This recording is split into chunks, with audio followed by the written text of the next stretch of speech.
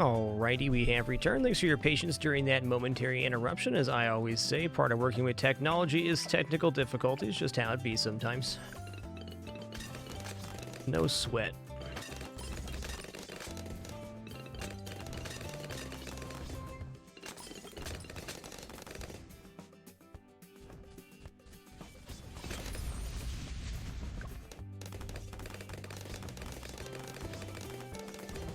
You know what's really strong in this map is Mortar Monkey. Let's do it. I'll go for the big one right here.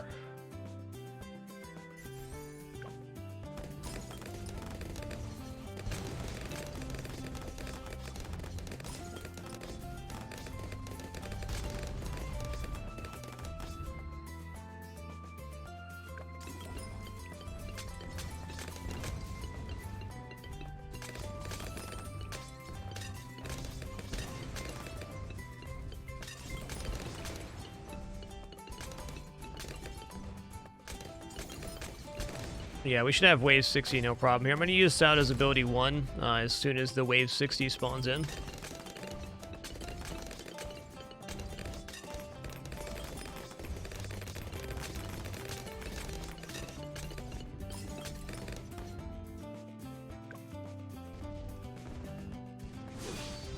Get him. If we really wanted to, we could micro the mortar here, then here, then here.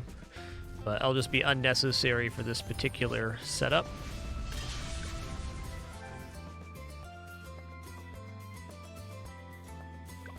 Easy eggs. Alright, let's see if there's a different intermediate map now. Okay, we'll go for encrypted, hard mode, double HP Moabs, or alternate balloon rounds.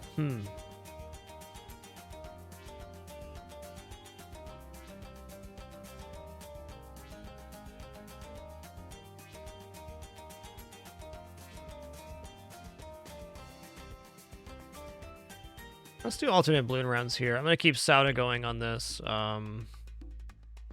So we can put Sauda in the middle, or I can put Sauda up here. I kind of like Sauda up top, to be honest.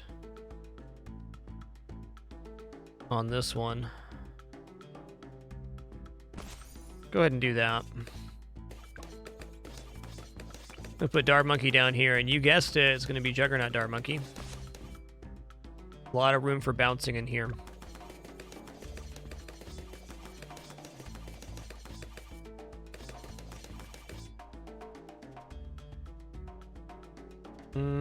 What do I need to put down right now?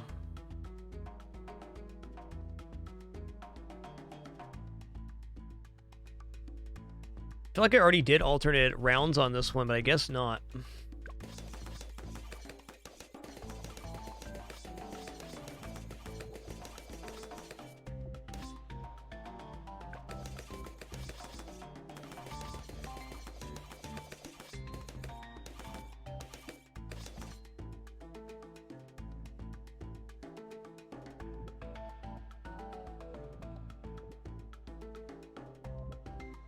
I'm debating what economy I want to go right now. We could just go double merchant, one on each side, and then do Bloontonium as well. I think I'm gonna do that. It's simpler than putting down banana farms right now, and it has pretty immediate value.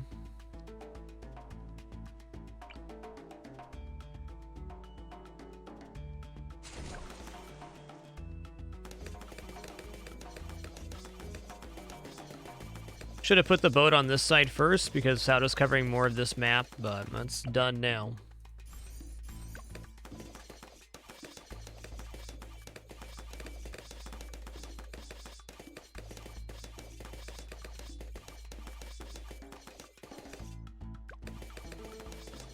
I agree. Wizards are very good for shooting through walls on this map. Wizard right here is likely. Alchemist can also hit through walls. So an Alchemist up here is a pretty strong put. Especially considering it buffs Sauda too.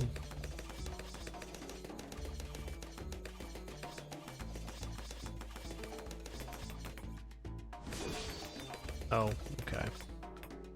This may actually come back online in time. I think it will. Uh-oh, spaghettis. Be a little faster here. That's fine. Little slippage is acceptable.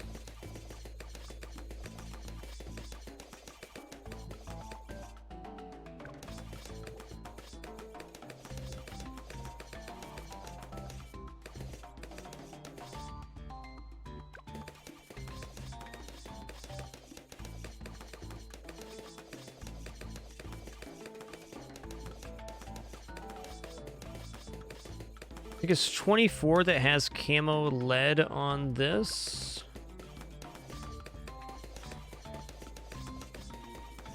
I'm not convinced I made the right choice on this. Well, we'll find out soon enough if we lose our run, huh?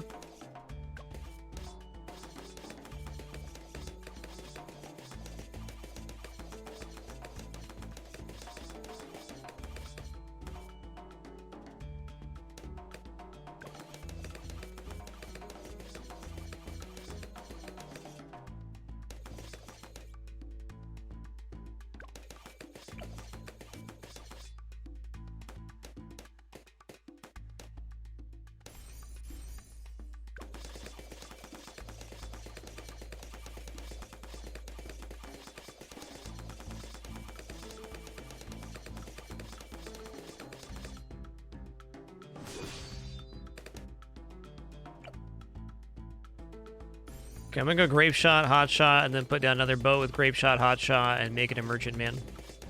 We'll see if that works.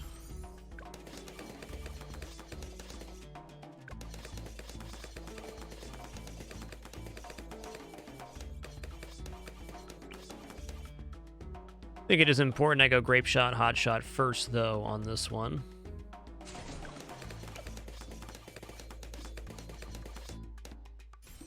Certainly more efficient way to do this.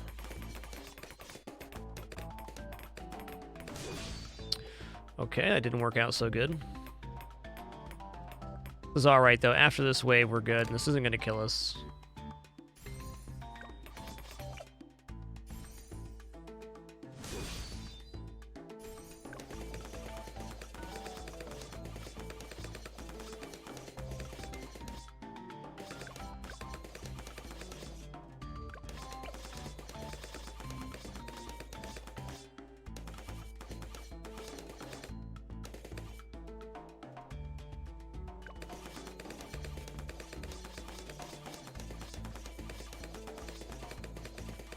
I like Bloontonium here, too. We might be able to just spam out some Merchantmen, though.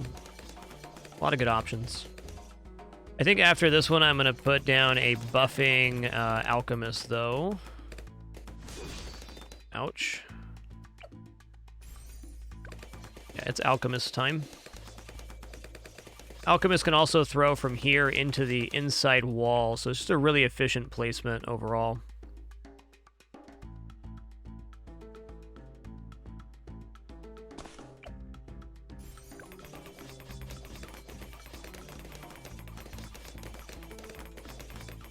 Yikes.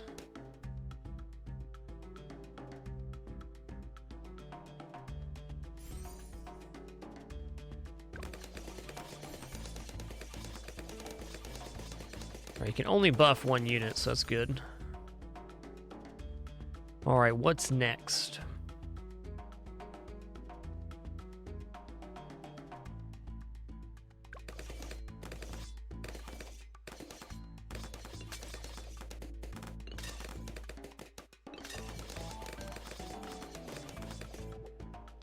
I'm gonna take this off and put down Magic Monkey right here, right on the edge. Gonna use Nudge Mode here to get the perfect placement.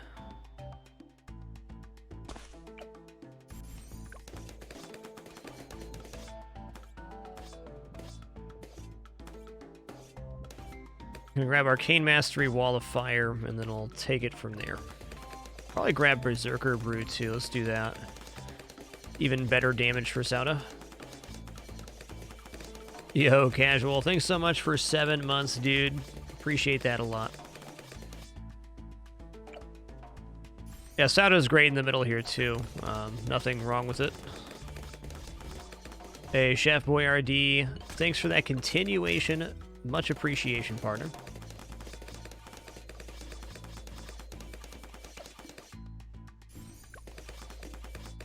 there's that.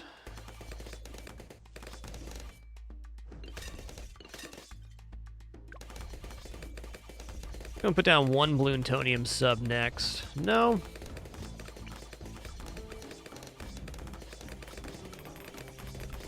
Let's do this.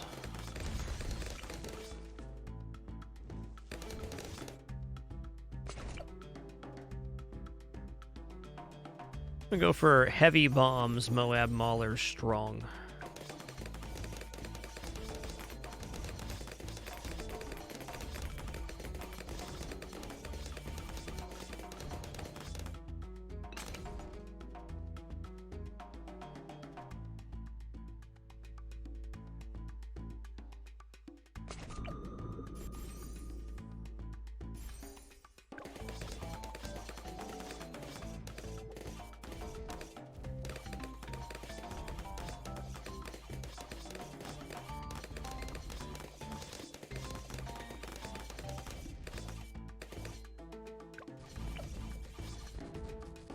Oh, that's right, it's reinforced here.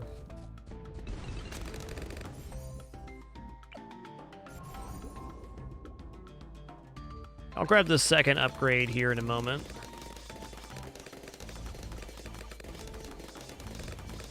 In fact, you know, I'm going to go double Bloontonium here. The balloons have to pass on each side twice. I'm thinking that the sub up higher would have covered a little more of the path here. It's an oh well situation. Maybe for next attempt.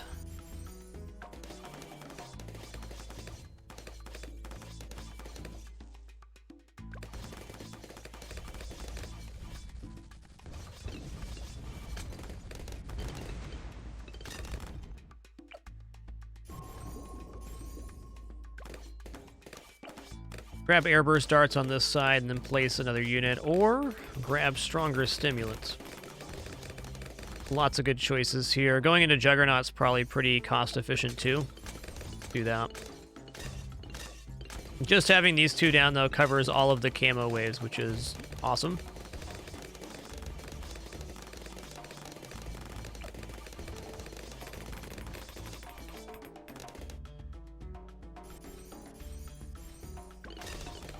We jugging.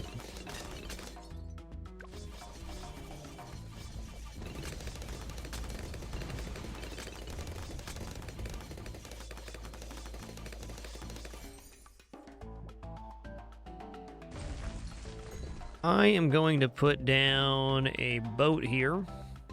This boat's going to be a destroyer.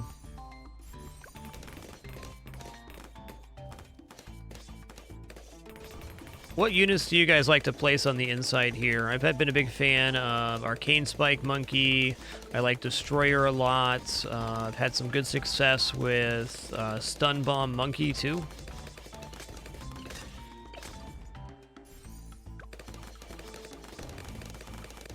Never find much good use for the support grave here.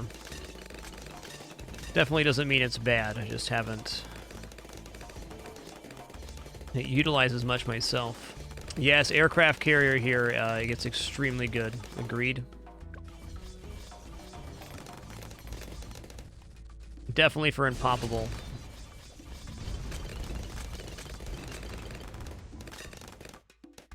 I think right now I'm going to save for Arcane Spike, because Arcane Spike is massive versus the reinforced red Moabs.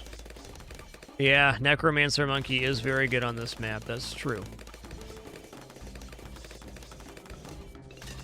Well, I think we could probably say that for every map. Just a darn good unit.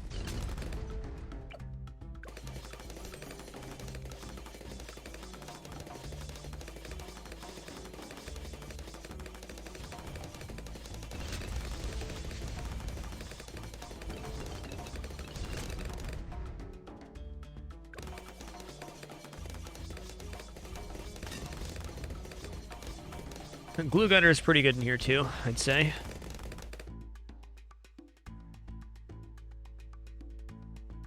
Ooh, Glaive Lord in here. That does sound pretty awesome.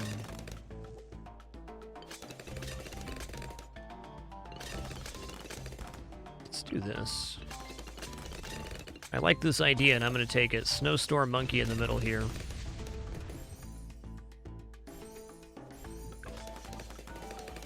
Get some great slowdown happening. I like that.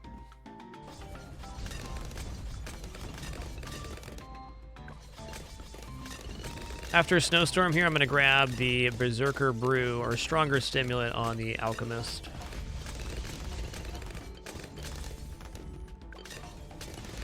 Yeah, that's a really great placement for Ice Monkey. Thanks for that suggestion. I like it.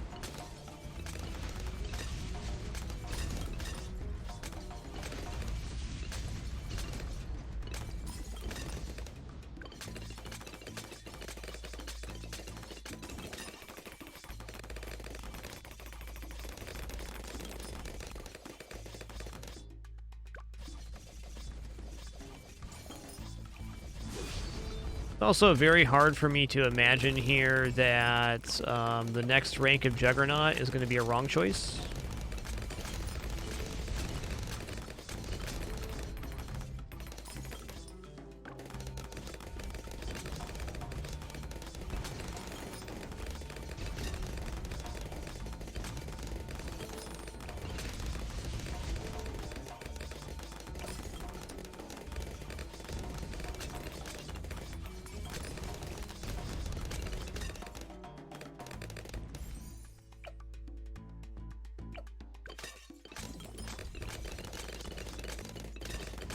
For the inevitability of Bloons making it in the center, Ultra Juggernaut's going to do some crushage, because everything inside here is going to get bounced to death.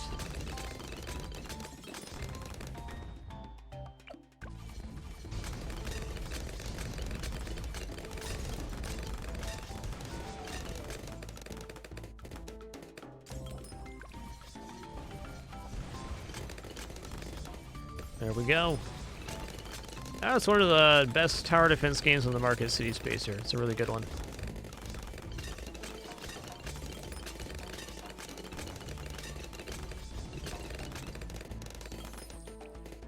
Just gonna throw down a Cryo Cannon Monkey here too. I mean,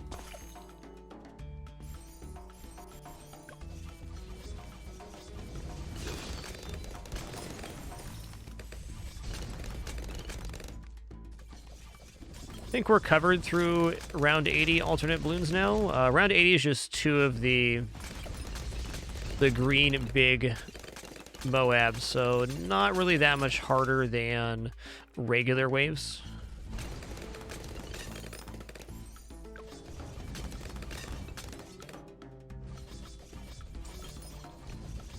I think to absolutely sort this out, though, I'm going to put a Ninja Monkey down here, and we're going to take the bottom route, which is Flash Bombs, Sticky Bombs. Ninja should stick the Moab on their way in with the Sticky Bomb from this location. Dang, Sauda, leave some for the rest of us, would ya?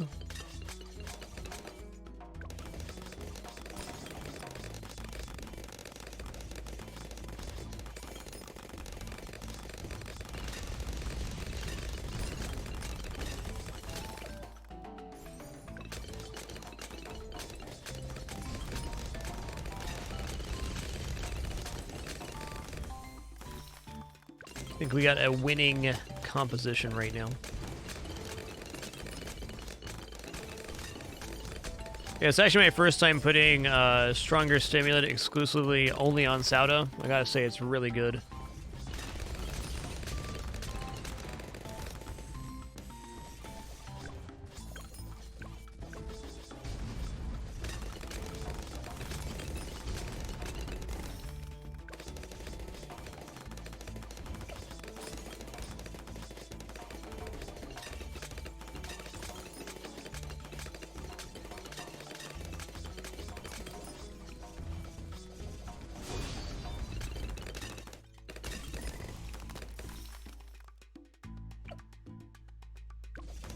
I think we're good for 80 right now.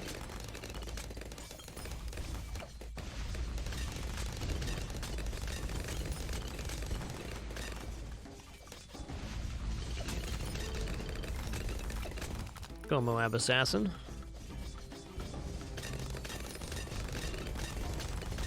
There's definitely plenty of maps where Sauda is not good, too. And on a good note, if you think she's too OP, you're not forced to use her. Now, are you?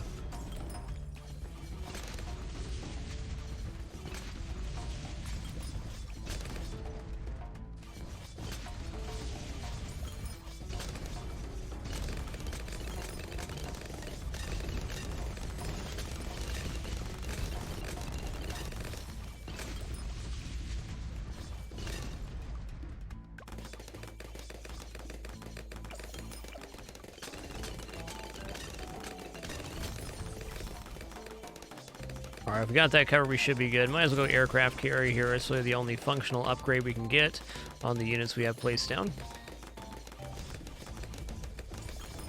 Sauda is this hero, which is the newest hero added to the game. He's very strong on single track or anywhere she can get access to a curve. And as we've seen here, very strong with Alchemist Monkey. Though pretty much every unit in the game is strong with Alchemist Monkey. Her extra fast attack rate synergizes well with the ability to hit ceramics.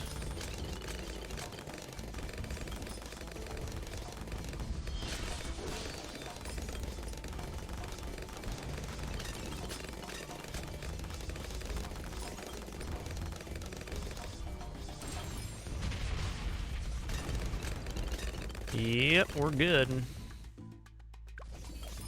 Gonna be 2 of those this round. We destroyed one that way, though. We're set. Arcane Spike was really the hero there.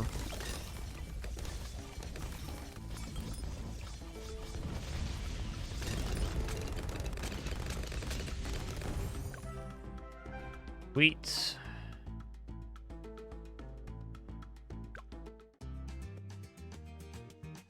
Oh, I didn't know that Acidic Mixer Drip was +1 damage every hit. Cool. That makes a lot of sense. Alright, swap our hero here for... do some Quincy. Are you kidding me? Nothing gets past my bow. I'll go ahead and do Tree Stump here as well. I like Quincy on Tree Stump quite a bit.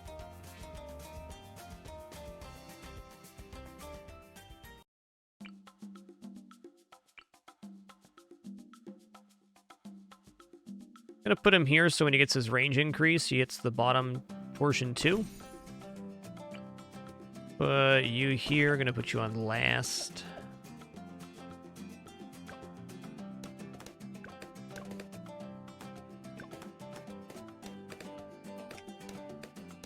Hey Adonis, thanks for 10 awesome months, much appreciation.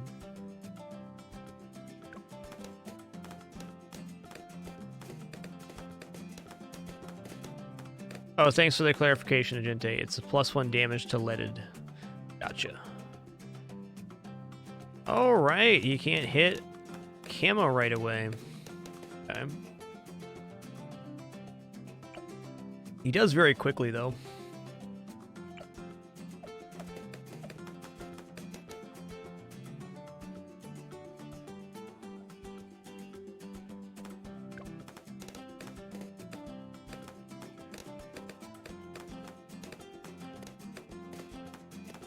I'd prefer if the conversation in chat was not rating things as worst. Thank you.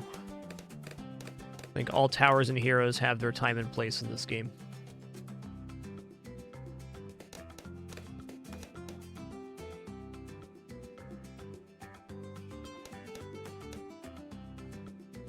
Alright, Quincy's gonna get camo vision here real quick. Level 5, I think.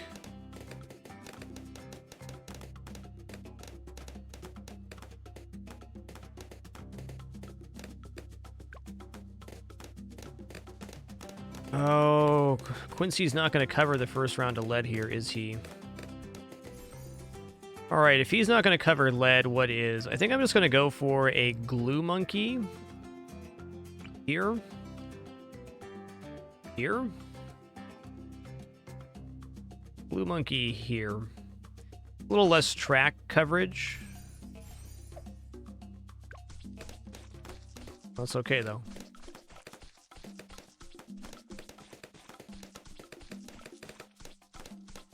Yo, Mizuans, thanks for 20 months, dude. Appreciate you keeping it dapper.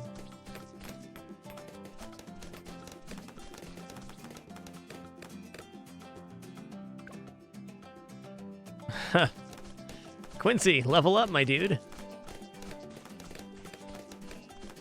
That lane boy, when you're first getting started in Bloons, I think my best piece of advice is for some of your first monkey knowledge on the magic tree on the right-hand side. There is a perk to give more money per map clearance. That's a good place to start. And past that, just kind of place monkeys pretty evenly to get the XP on them.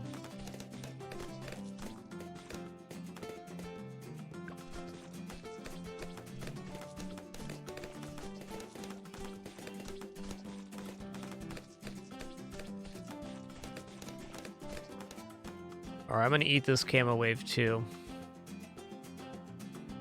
Certainly putting down a ninja monkey would have been good here, but I didn't do that.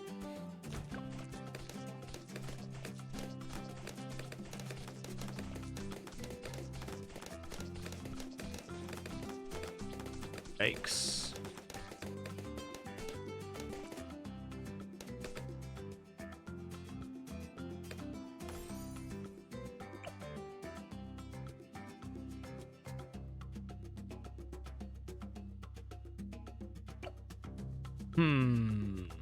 Gonna keep going here. I'm curious to see if we pull this off. I'm guessing not. Does he really not have camo vision yet?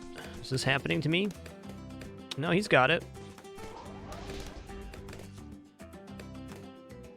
He's got it.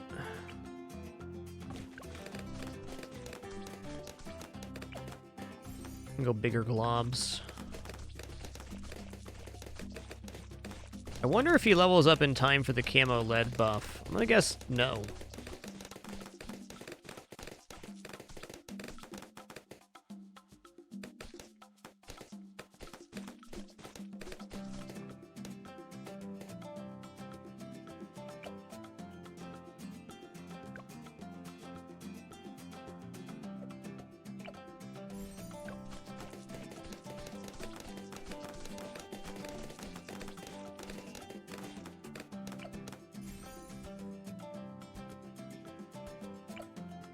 It's like level 10.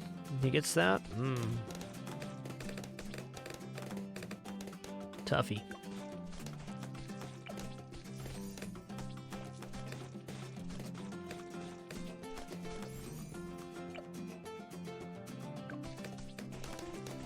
You can't afford to have that one camo lead slide by. It's not going to be the end of the world.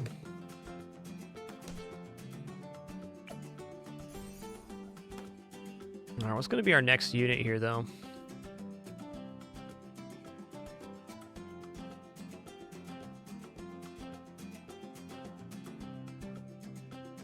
I'm going to get a Dragon's Breath Camo Vision Mage over here. Actually, you're right here. I do want to give the glue some time to work, you know. Looks like a nice placement here.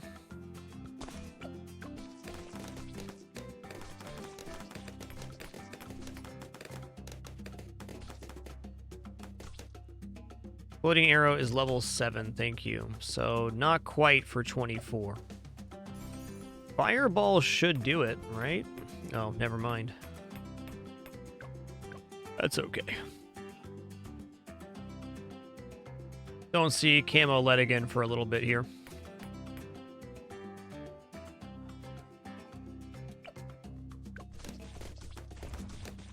Actually, be a very effective wall of fire.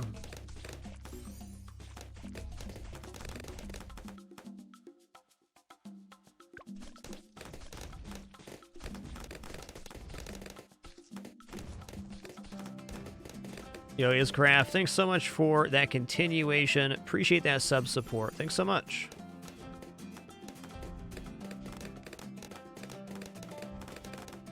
Oh, man. Shisha Basha, sorry for missing your resub earlier. Thanks so much for that prime continuation of 6 months. As always, remember, late to or miss your notification. Do sincerely apologize. Got a terrible case of that humanitis myself. It is true.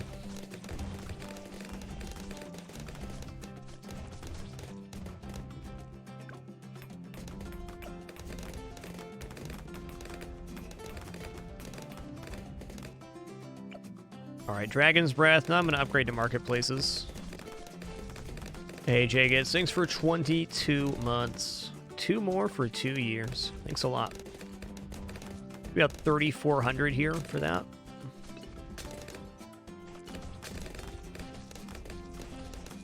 Put this guy on last now.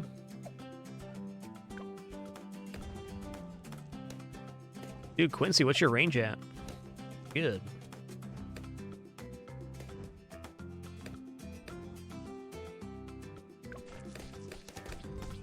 Also, as part of our No Frills format, I don't have alerts and things playing in my ears, so that's just how it be sometimes. Rest assured, if I ever do miss you, I do very much appreciate the time you're choosing to spend here. My apologies. Yo, 55, thanks for that 5 gift sub package, partner. Very generous of you.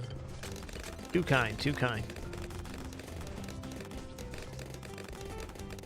What a wonderful start to our fragMas it's been here. I was feeling nostalgic this fragMas. I think it probably has in part to do with the Isaac expansion releasing. It's been a big part of our channel history. Isaac overall is about 30% of my total content here on Twitch.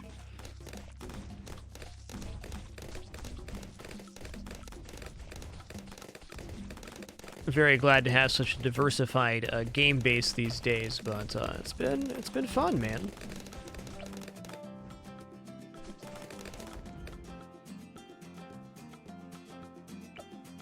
You know, Juggernaut's probably not bad here. Let's place down something else, though. I'm gonna go Ninja Monkey right here, and this feller is gonna have increased range sticky bombs.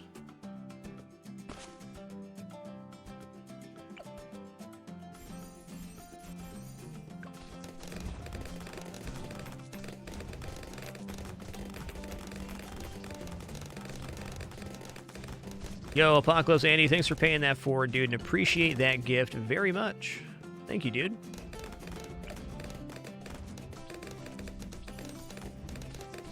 Little concerned on this reinforced Moab, though I think we have the damage for it with the mage. Should.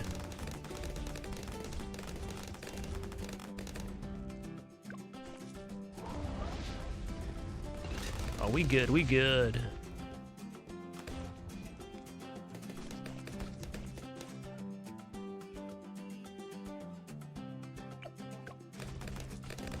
Yeah, I think Sticky Bomb is just the natural pick here. It's the best Moab damager that we're going to get for the money right now.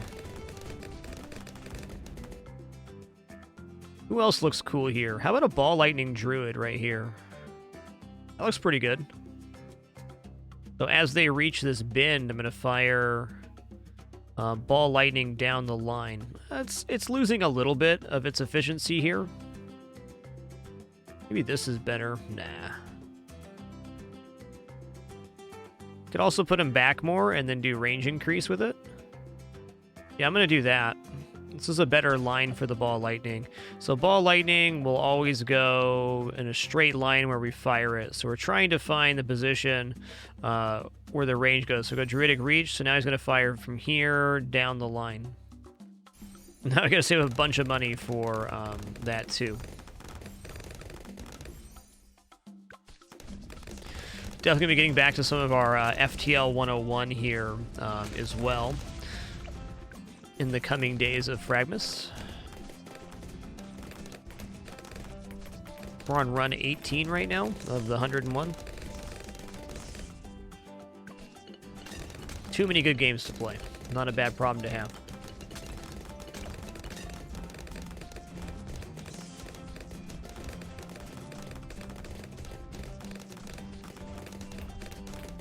Well, if you let one get here so I can see the tornadoes, I'd appreciate that. Okay, that's good. Can see the tornadoes traveling straight down the entrance. That means Ball Lightning will do the exact same thing. That's good right there. That's good. I'm going to stick with one Ball Lightning Druid on this. I'm going to throw down Tack Factory here. It's a nice little insurance for us. Going to stop it spiked here.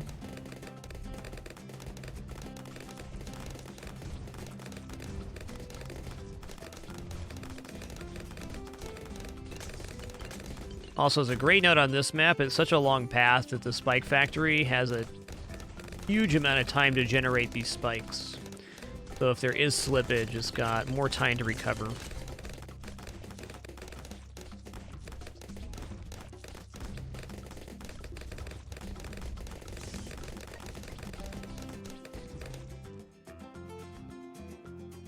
What now?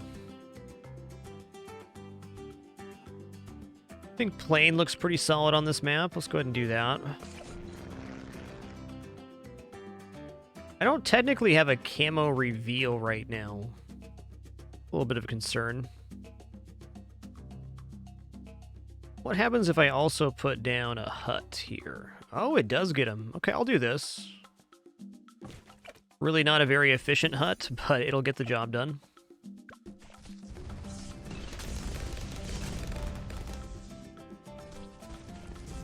I'm going to go ahead. I was trying to click the plane there. I'm going to try to go centered path, and we'll go Operation Dartstorm. On this map, perhaps Figure Infinite isn't too shabby. No, I'll just go for the centered path. I don't think it's the most efficient, but it'll work.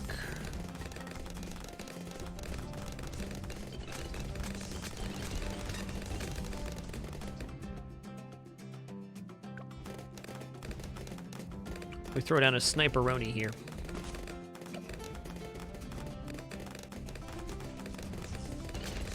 I want this sniper to be bouncing bullet.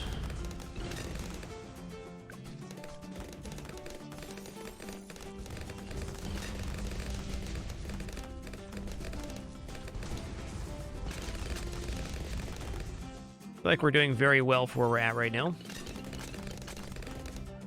Get this glue gunner some upgrades.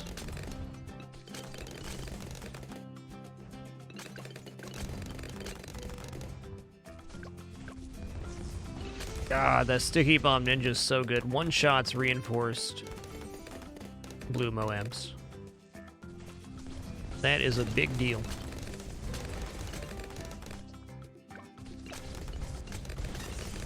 So glue splatter, he's on last. Gonna go Bloon liquefier here too, because it immediately crushes ceramic balloons. And it coats all layers, so we should be coating most balloons and that come into the track in this corrosive liquid. Definitely losing some of the efficiency of the glue because all of our damage is happening right here, so there's not more time for the glue to happen. Glue gunner's at its best when the glue has time to do its full amount of work. So in order to accomplish that, we would have had to taken a weaker positioning on our other towers back here.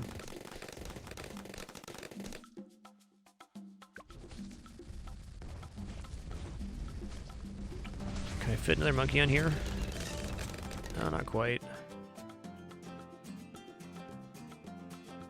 Yeah, I'm gonna do this.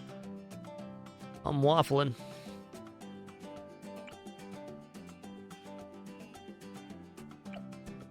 I don't know what Juggernaut's gonna look like here. Let's find out.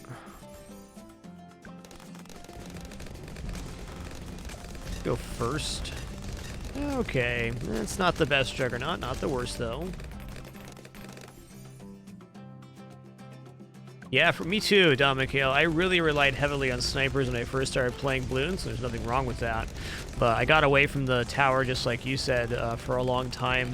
And coming back to it, it really is amazing how efficient all of the paths are on sniper.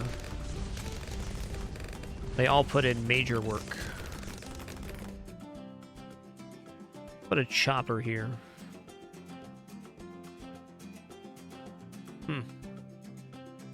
I guess this tower is placed in a way we can't do that. Fair enough.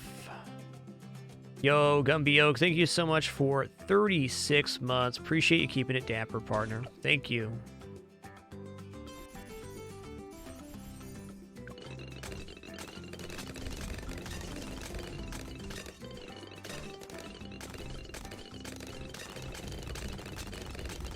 Big fan of that 204 sniper myself.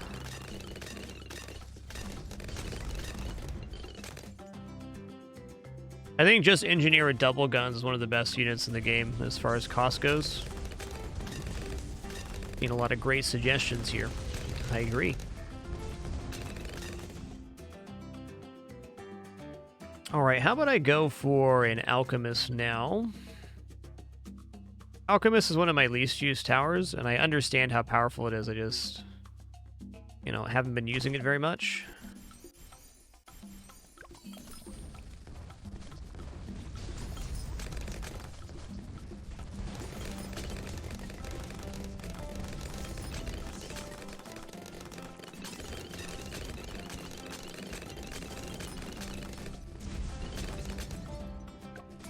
Not sure what else I want to add in here.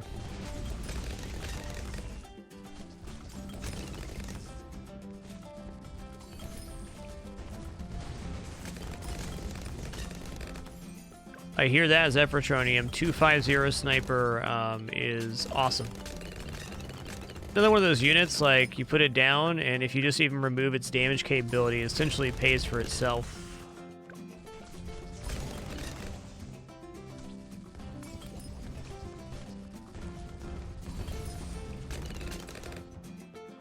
Oh man, Ice Monkey's top tier, speaking of which. It's Icy Boy time. I'm gonna do this with Cryo Cannon. Alright, this placement is rather inefficient, but I'll do it. We're already here. Go some junky drums.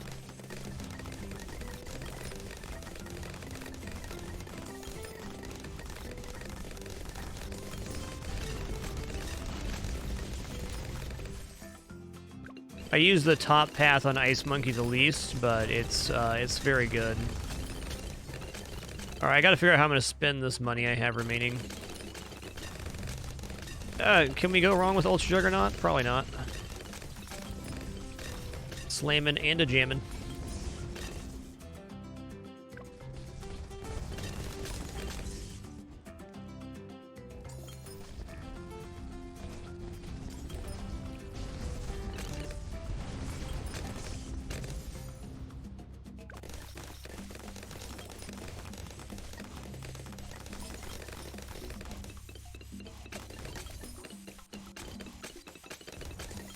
Oh man, it's stuck and melted.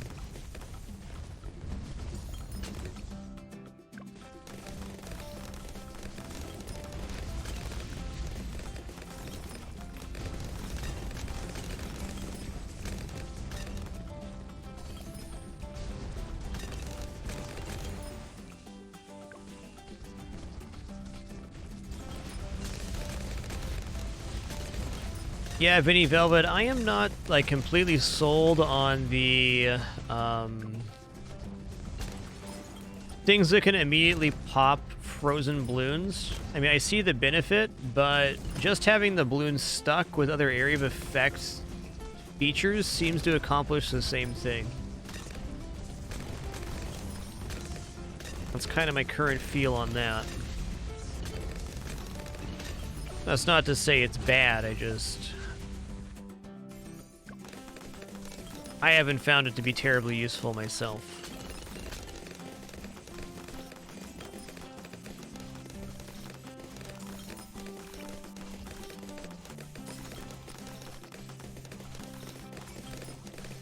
Alright, looks like we're doing pretty good here.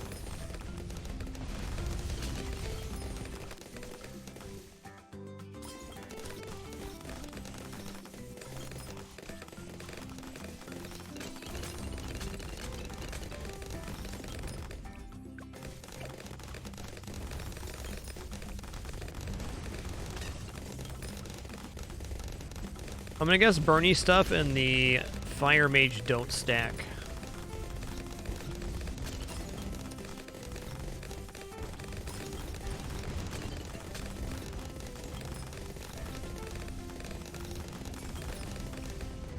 Oh yeah, we're good. Yes, the bottom tier 5 of Ice Monkey is like one of the best DDT killers in the entire game. It also has a massive AoE slow on Moabs. Get roasted. What? The Juggernaut was the star there? No way. Wasn't even a good Juggernaut placement.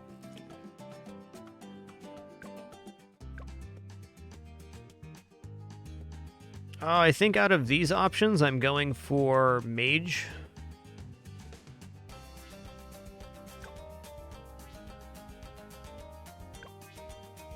All right, all right.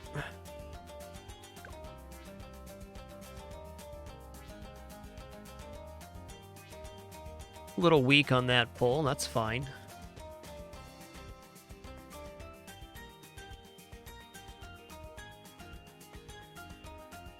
Sec here. Do do do do do do do do do do do. I have not used any Insta Monkeys yet, Rick. I'm kind of saving those for half cash. Oh, I certainly have a nice collection of Insta Monkeys from the couple events here. 16 Super Monkeys, 16 Banana Farms, a bunch of Gunners, a lot of villages. Oh, Spike Factories too, interesting.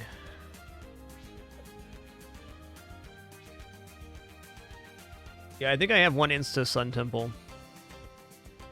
Certainly going to be strong, no doubt about it. Let's do one more map here. We're about to level up to level 105. What we got left here? All right, I'll go for Unpoppable. We'll do a 100 rounder.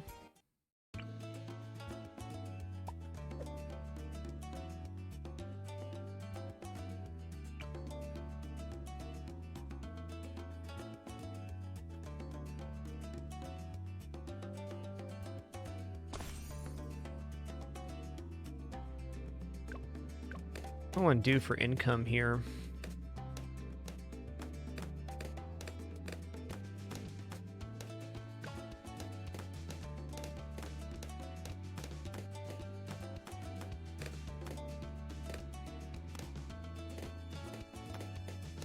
I think just merchants is pretty solid on this. It's a pretty good Bloontonium spot. Let's put him here.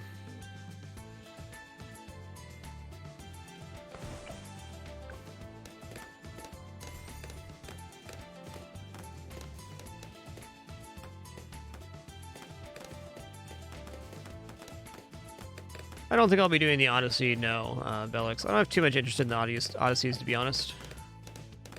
Mostly just chipping away at getting the medals on the maps. Bloons is definitely a long journey for that. As soon as we get a little income established, going to free Mr. Caveman Monkey and then do tax shooters down here. I think establishing income should be our first priority, though.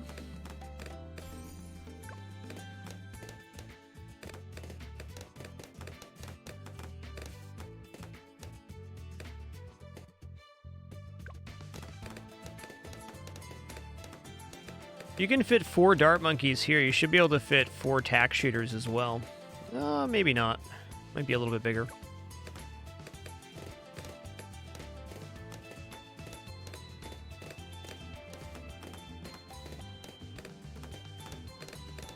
If we're going to do free dart monkey, you should be right here.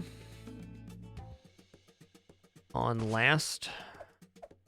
Want him throwing straight down the line so it takes advantage of his piercing dart.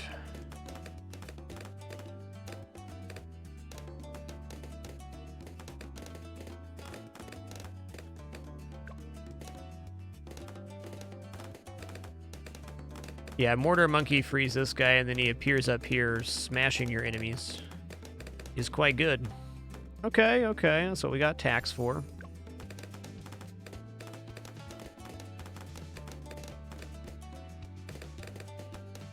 Should probably consider just putting a tax shooter down right here now.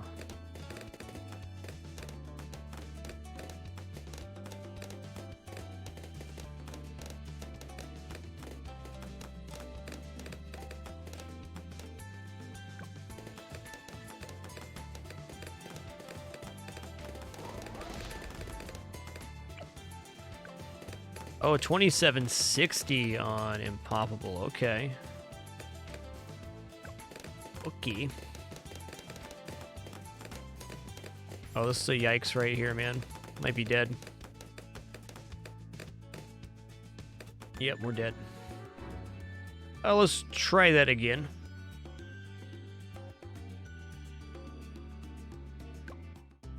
I'm gonna go ahead and grab a different hero than Quincy, as nice as he is. Go ahead and grab Oben here. Oben's pretty rad. Pat's also very strong on this map.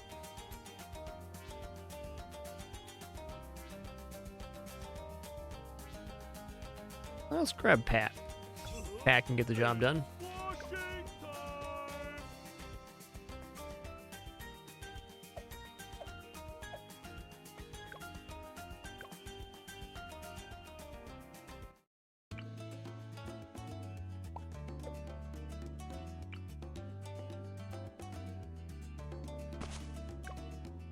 I think I just put that monkey in the place I wanted to put Pat. Oh well. Pat right here. I'll put him at the cross section. Yeah, he'll get him twice over. Smash, smash here, smash here. Yep, Saudo's very good on this platform. I'll agree with that.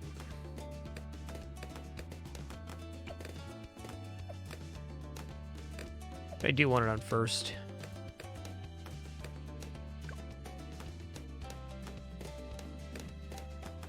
Okay, I'm gonna do one more unit here before I do the income. Just an easy tack shooter.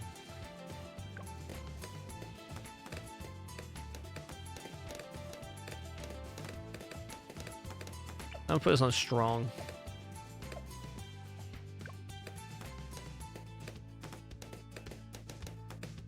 Also, since this is a much better coverage spot, I'm going to put the, I'll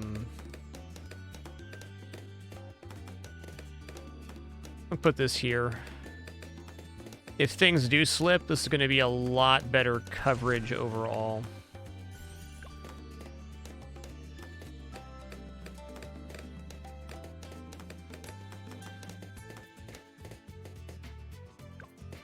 I think that's a very good statement, Rainer Axe. Anywhere you can put a tack shooter that's good is probably a good Saudo spot as well.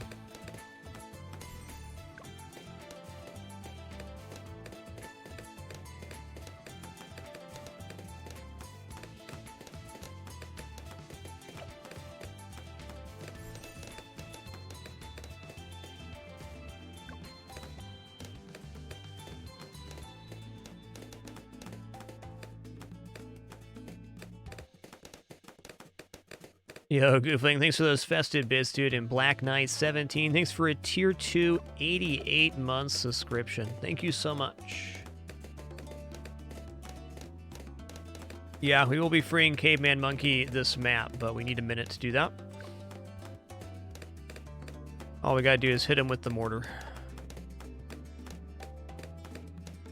I'd like to establish some income first if possible. Impossible gets pretty crazy, so income's nice.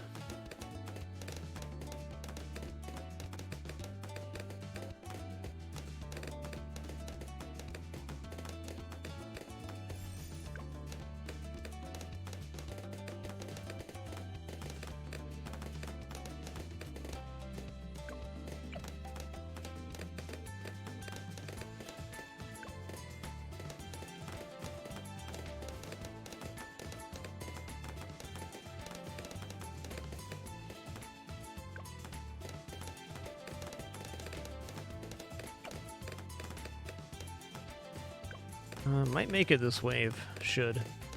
Cool. I'm gonna go ahead and grab Grape Shot, Hot Shot before I put down the next income. Kind of need to.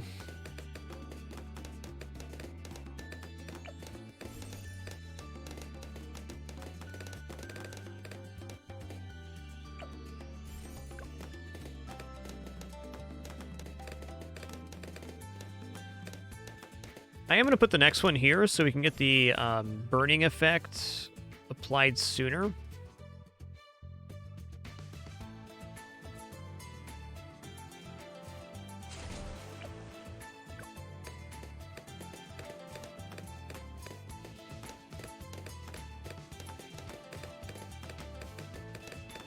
I suppose since Pat can smash lead, perhaps this was not required yet.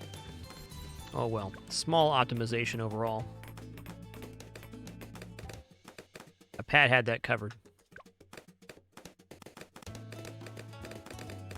This means we could have gotten a second merchantman down about a round and a half sooner.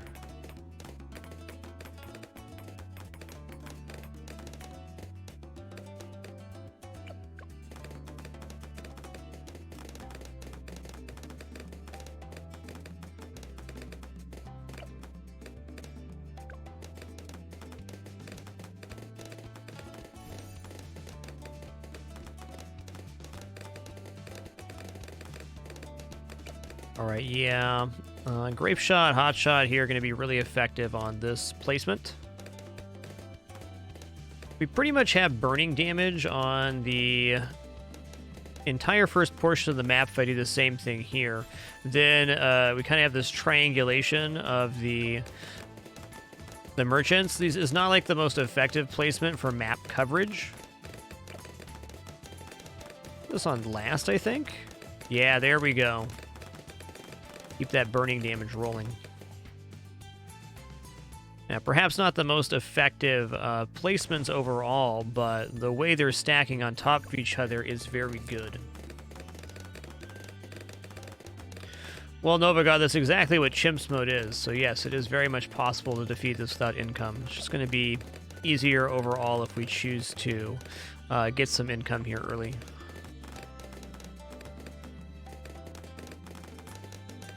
Not quite complete coverage, but close enough.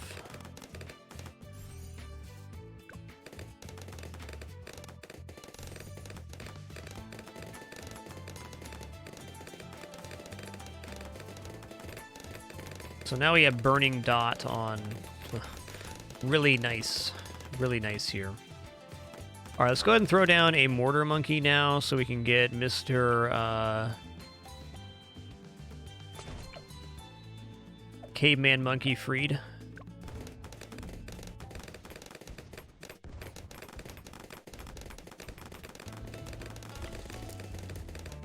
Well, we do have good camo coverage with the Merchantman. I would like even better camo coverage, so I'm going to put a Bloontonium in the little lake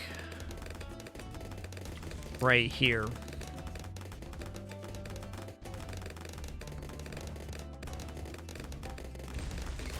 There we go. Cool, he went right towards the start, too. This is perfect. He's going to stun him.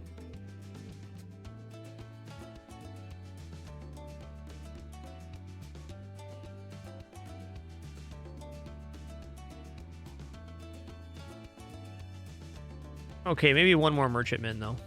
Maybe one. Oh, we're about to hit wave 40 here. Are we ready for a Moab?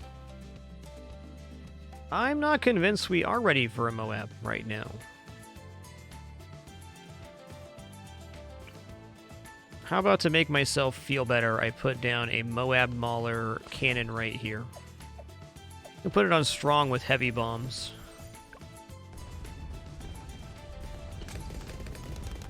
And we did it. Okay. Okay, one more Merchantman up here. And then I'm going to do Bloontonium, and then I think I might try to rush Central Marketplace.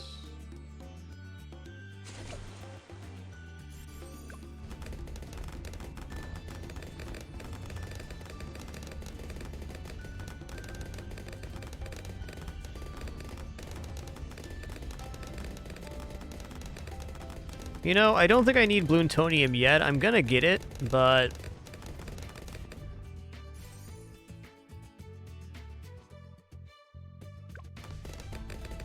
fact of the matter is, it's just not needed here. We're gonna crush the leaded wave with these.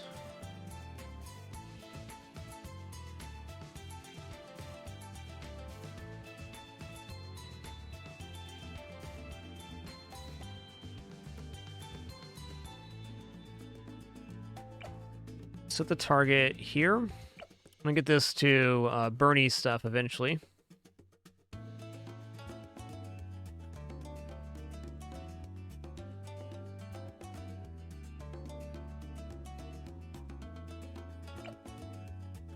I'm not worried about the grape shot on this guy. Let's put down Nano Farm here.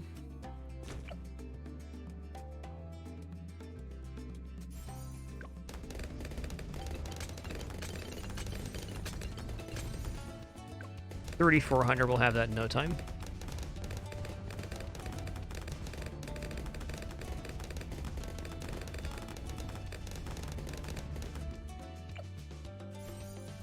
All right, it's 18,000 for Central Marketplace. That's intense. I think at the very least, before getting that, I want to get Bloontonium sub down. Maybe Bloontonium sub here is the best coverage and some tax shooter upgrade.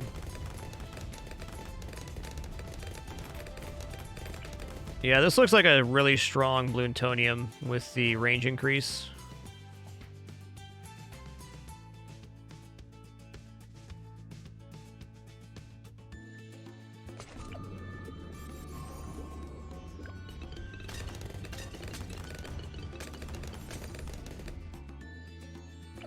Gonna grab this upgrade at least. We'll go back for airburst darts in a moment.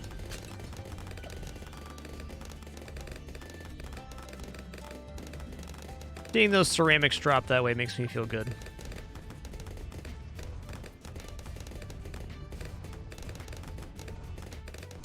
Nice, Clark. I found that one out from watching streams too.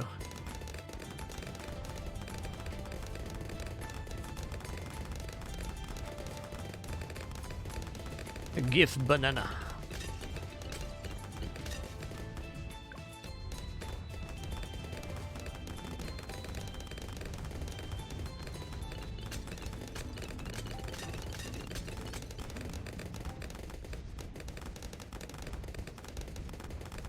Yeah, we can get this before 63 and have a recovery here. Some big waves. Yay, level 105. Attack 47. All of the routes on the banana farm are pretty comparable to each other. Bottom path isn't the most efficient, but it's certainly the easiest to manage. Really makes no functional difference in my experience. This one will also amplify our merchantmen's income a bit, which is nice.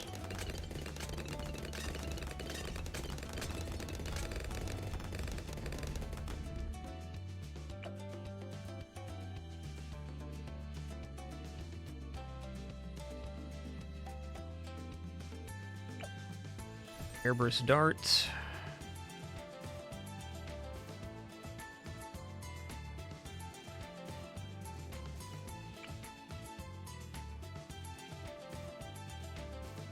This is getting real greedy, but I'm doing it. Go over here.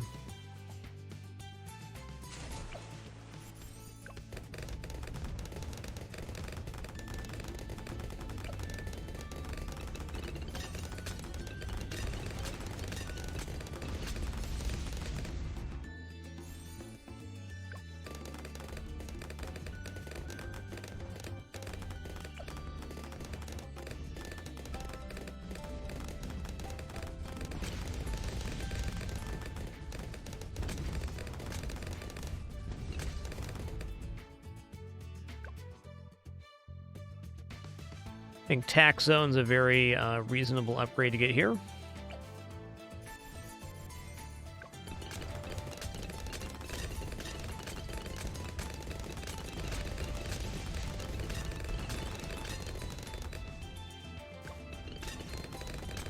Tax Zone always being good is a statement I can agree with. Alright, we are going to have to start adding more damage into this. I think a good start is going to be Bernie stuff, big one, right here.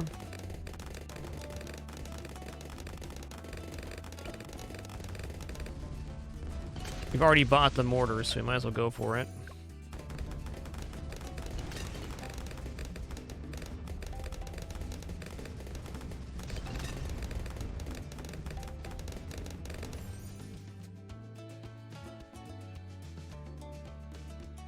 I would say Tax Zone's better than Ring of Fire on average, but Inferno Ring is probably better than Tax Zone, because Inferno Ring has a global hit.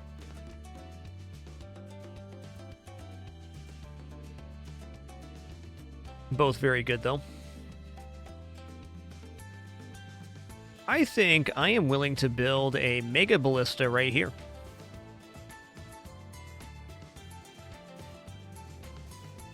Oh, here, actually.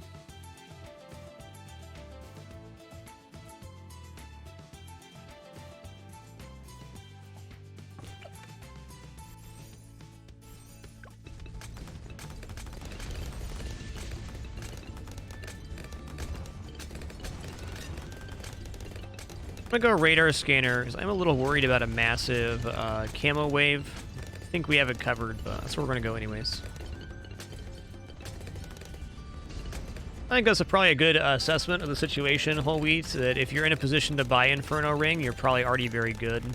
So Inferno Ring's one of those things that's very, very good in infinite waves. I don't think you're wrong that if you can't afford Inferno Ring, you're just in a good spot.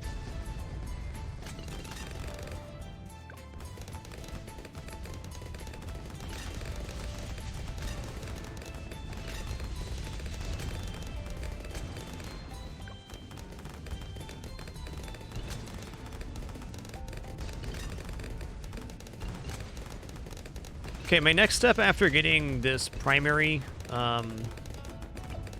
expertise, I'm gonna put down an Ice Monkey and try to get a tier 5 Ice Monkey for the DDTs.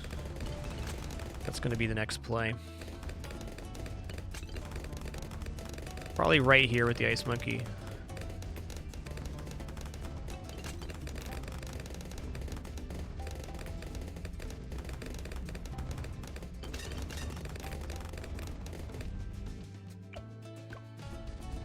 Usually getting 1 or 2 tier 5 upgrades on Impoppable has been my experience. Pet smash.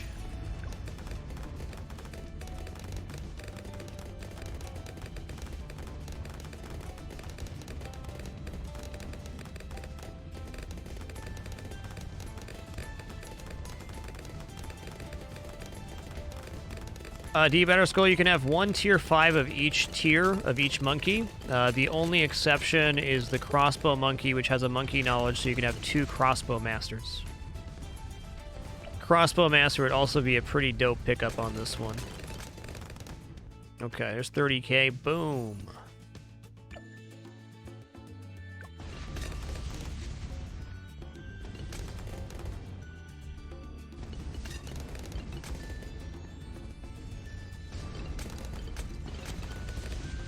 I'm gonna guess that this Mega Ballista becomes our top popping unit by the end of this round. It's just that good. Yeah, this is definitely the spot for it. This is not bad either, though. A little spot in here. Ooh, that's best. That is definitely best. Alright, gonna put him down. I'm gonna place all the units I'm going to place here. God, look at that coverage.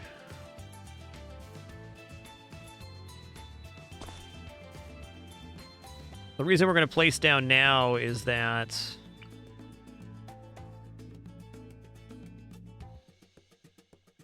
get 2 upgrades on these primary monkeys for free. Alright, I misplaced my units here. There should be room for 3 on that island, but, you know, that's how it be sometimes.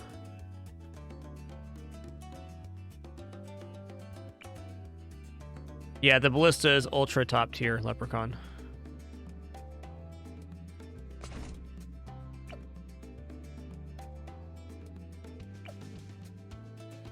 Alright, this guy's gonna be frag bombs, missile launcher for now. I think we might actually make balloon solver. So let's go the stickier glue route. And this guy for sure is going here. You're gonna be Glaive Lord if anything.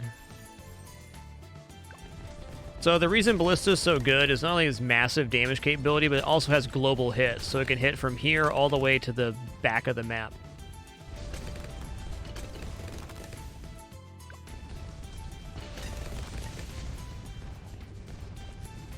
It's just a pretty sick unit.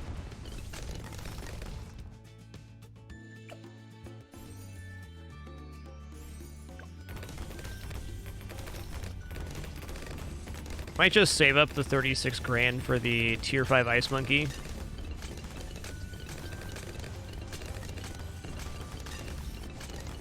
Yo, Storm 32 145. Thank you so much for 82 months. Glad you're continuing to enjoy the stream. Thanks for being here.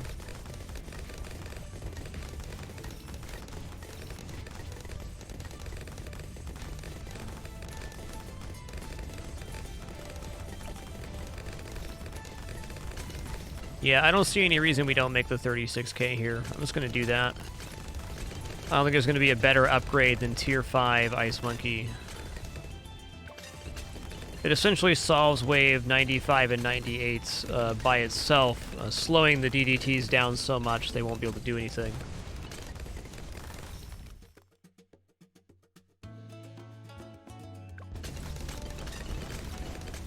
I would say, Crusaderis, that TD6 is generally considered a large improvement over TD5, though they're both very nice games.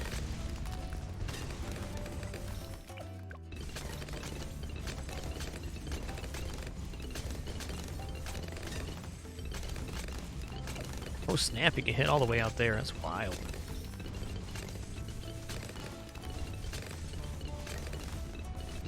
Hey, doing great, Renzo.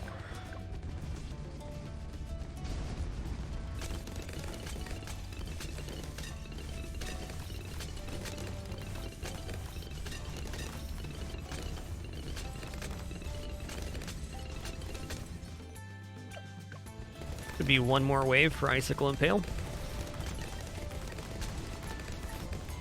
Yo, Haste killed you, did it. I'm gonna give you that VIP badge right now. First 100 people to make 100 months subscribed.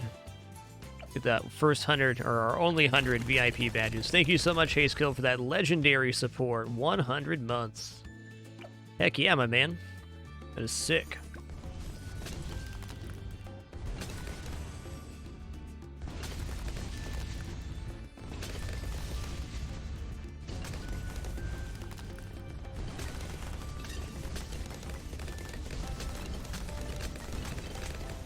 Gonna put him on strong now. Balloon Liquefier. Yo, Hunu, welcome back. Thanks for 17 months. Appreciate that continuation. Heck yeah, Hayskill. Thanks for always being a wonderful part of the channel and community, dude.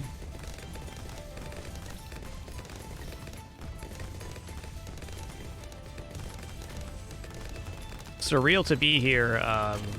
Almost 10 years later. This upcoming January 6th is 10 years full-time on Twitch TV and 8 years removed from the end of the 2-year livestream challenge. But as I always say, whether you've been watching since day one of the 2-year livestream challenge or it's your first time tuning in today, just thank you so much for sharing this time and place. It's been an incredible journey, and I literally couldn't do it without you.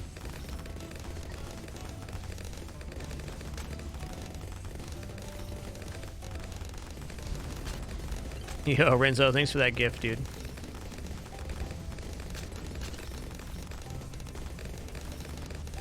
Yeah, 10 years on this platform is a pretty amazing accomplishment. I'm not gonna discount that. I don't like to brag. I try to keep it pretty humble, but there's nothing wrong with recognizing the immensity of that accomplishment. Most streams just don't have a lifetime of 10 years or more, so I'm definitely one of the lucky ones. No doubt about it. Appreciating every day, every moment.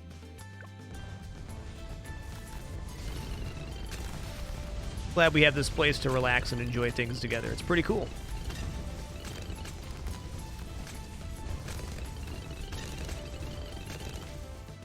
All right, we're grabbing Bloons Solver next. We've actually managed to get 3 tier 5s so far. It's pretty sick.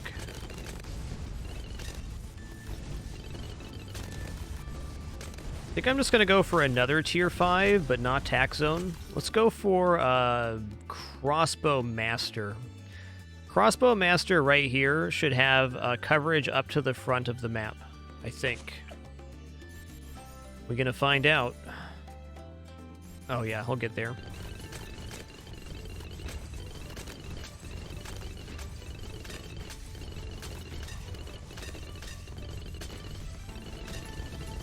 Yo, D Batterskull, you can hit the 100 club too. This fragMas. Life is good.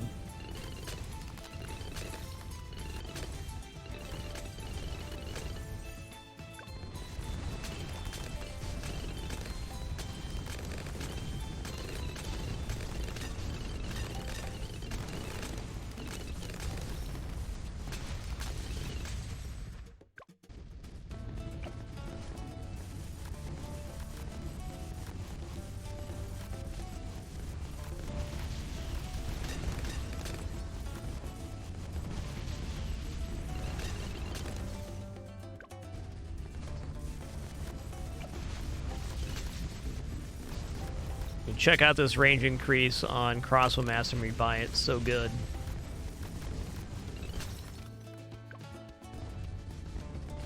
There it is. Bam! That is actually about perfection. Hitting the edge of this is what we wanted. So he could have been in a little bit further, but let's just say 95% perfect placement on that Crossbow Master.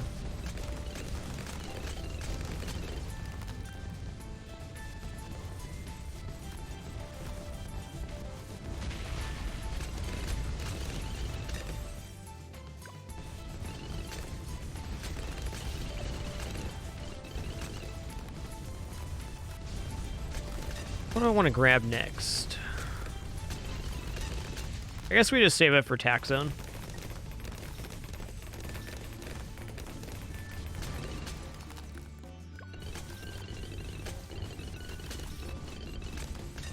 Crossbow Master is one of the best units, especially on maps that have crossing paths.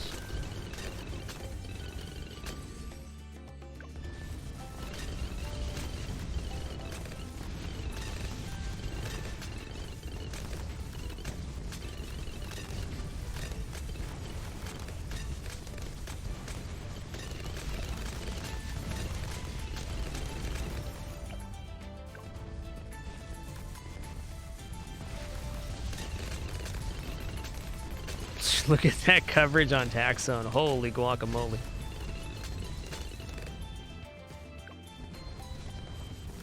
think we're covered for around 100 now. Put down aircraft carrier, maybe?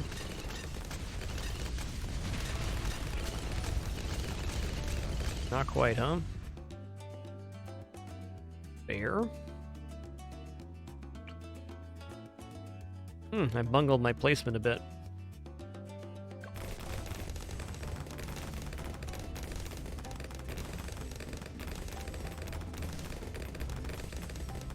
Throw down a couple subs, huh?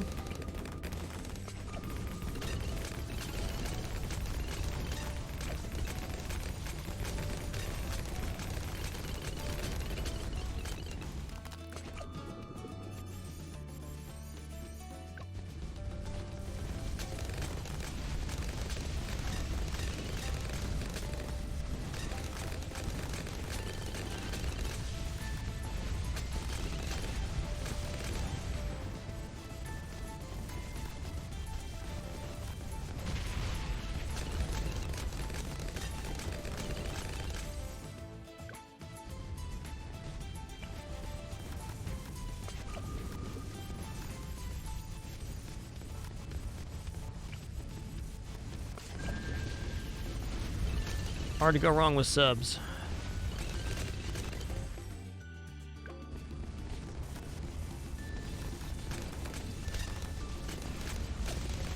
Dude, 320,000 pops? Crossbow Monkey's catching up. Oh, looks like Ice Monkey might be the winner here.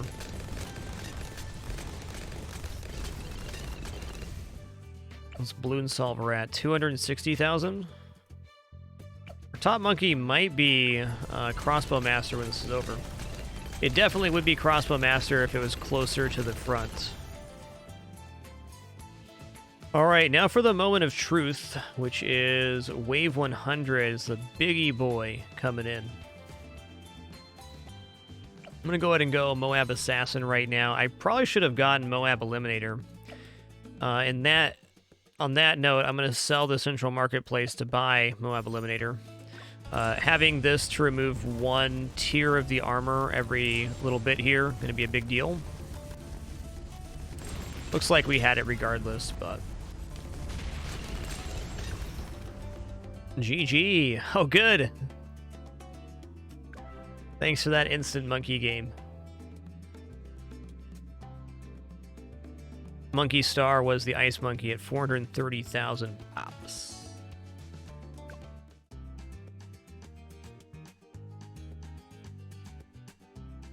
Let's see what we want to spend knowledge on. Where are we at right now?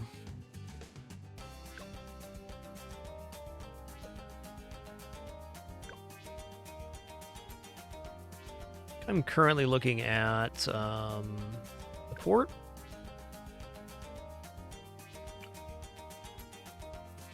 2 more. All monkeys reload time reduced by 3%. I think that's what we're working towards right now. Monkey Town cash bonus. Monkey banks can hold extra money. Let's go for cash bonus here.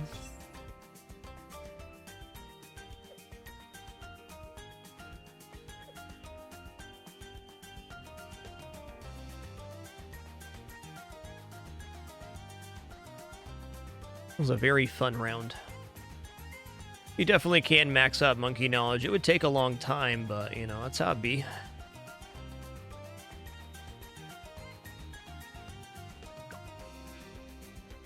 What do I have left on this? Just chimps. Chimps and half cash. All right.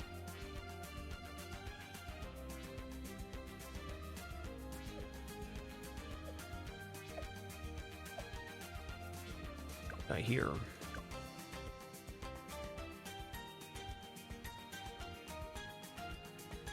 All right, we're gonna go magic monkeys only.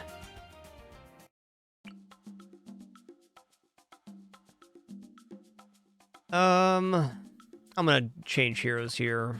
This is not a great map for Pat. It's not bad, but Oben's just stellar for magic monkeys only.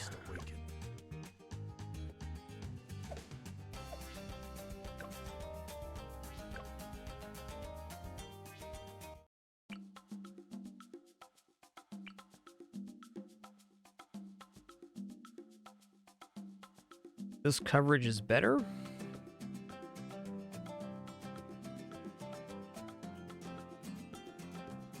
Yeah, it's better if he's firing here.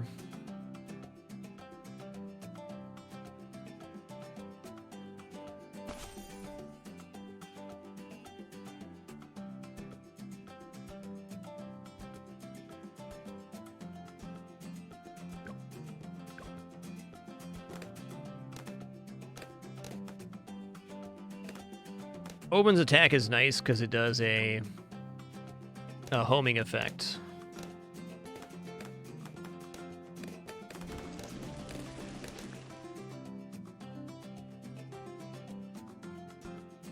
Oben also buffs other magic monkeys, eventually giving them range and pierce. Can I get away with removing this first? Let's try. Probably not my best idea, but getting the magic monkey in here seems really good.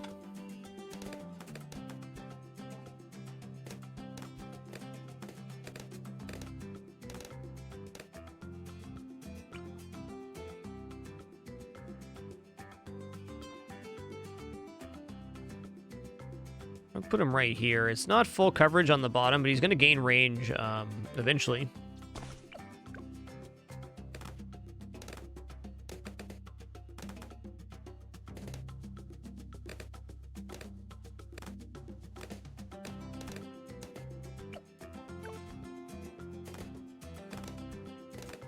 Oben can also pop lead by base, so that's really strong.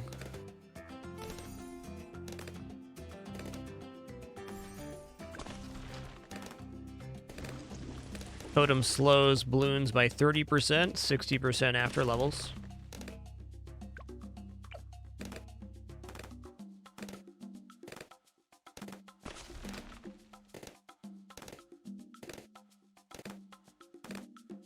I see a good spot for a ball lightning druid here.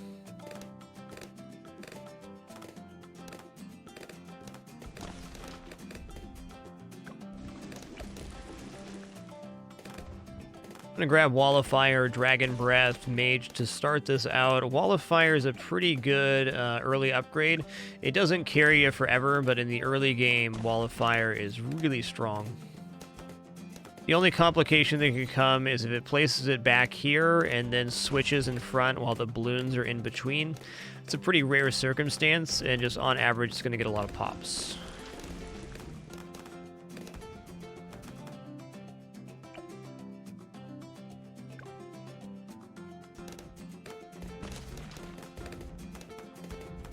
I'm going to grab this now.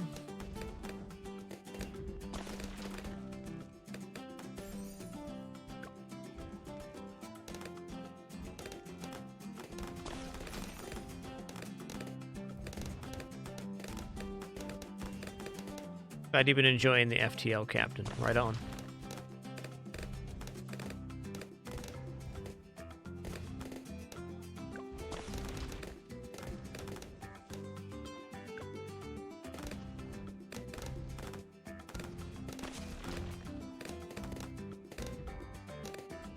I wonder how Alchemist works with Dragon Breath Mage. I gotta think pretty well.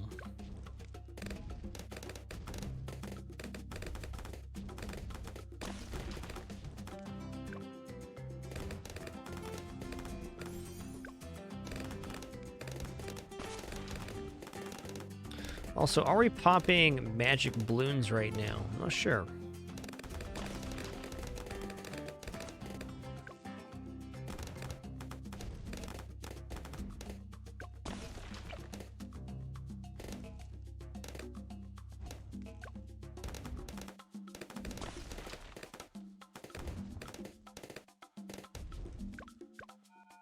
We are not. Okay, that's dangerous. Ow.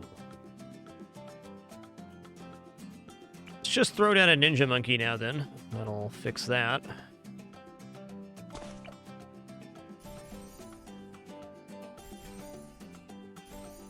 Okay, now we're going Dragon's Breath.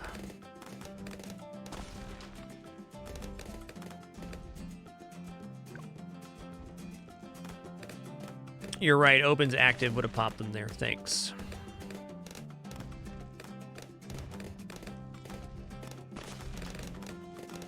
Brambles are pretty good like that.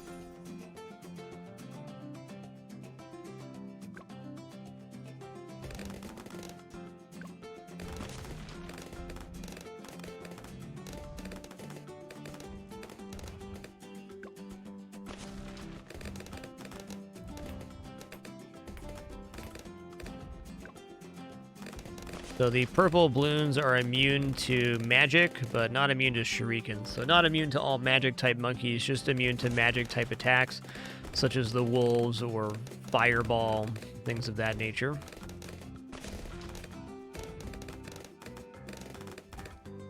Better already. Okay, we got Dragon's Breath now, which is real strong.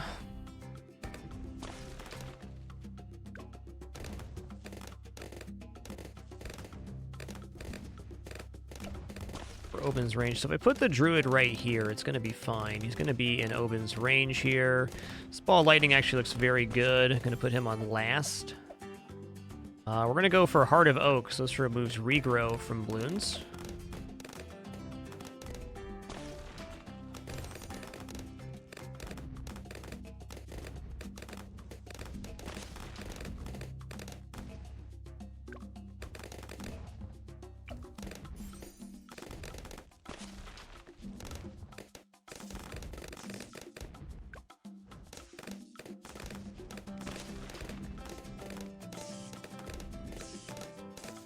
Probably also consider some sort of camo stripping, whether it be Shimmer Mage or something else. Maybe just Shimmer Mage up here so that the Druid can target some of the camo would be good. Oh man, that is a beautiful line on that. Love it.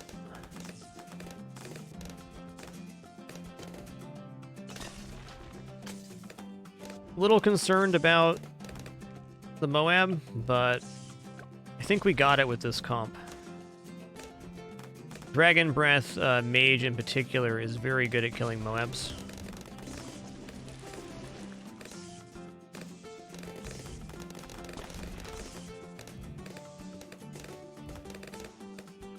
Well, not gonna hurt to grab Bloon Jitsu first. That'll do it.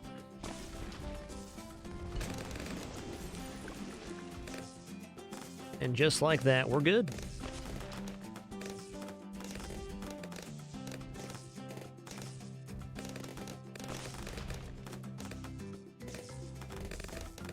Forkinator, I would say Ninja is actually a little bit better at removing camo than Mage, depending on the placement. If you can get the Mage in a loop like this, it will hit all of the camo, but on just a single straightaway, Shimmer pulses, so it often misses, where the Ninja continually attacks and will strip most camo. They're both quite good, though. Neither is 100% solved for camo Bloons.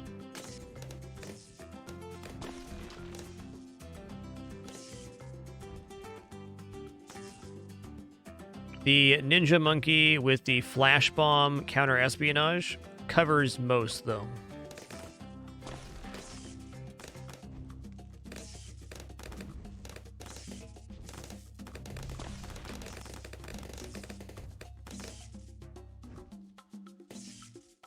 Hey, Deku.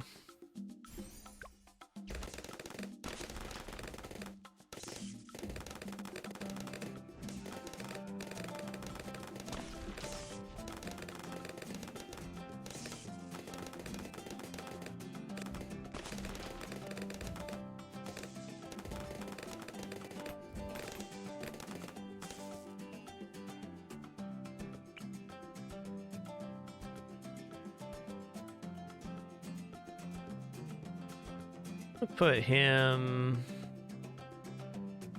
here. Is that an opens range?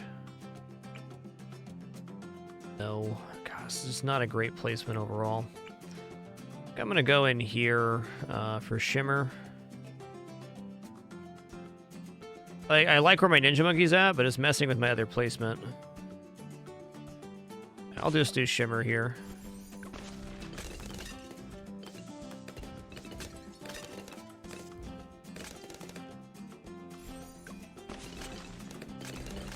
And I think another Wall of Fire will work out good.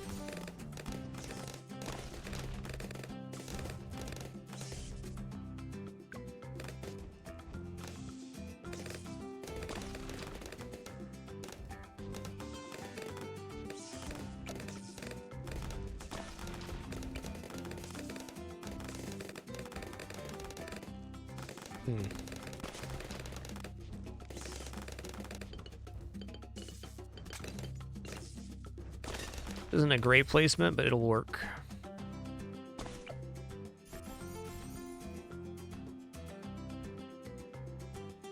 I'm gonna go another Wall of Fire. It's 3 walls of fire. Mostly doing this because we have Shimmer set up now. Man, Ball Lightning is crushing right now.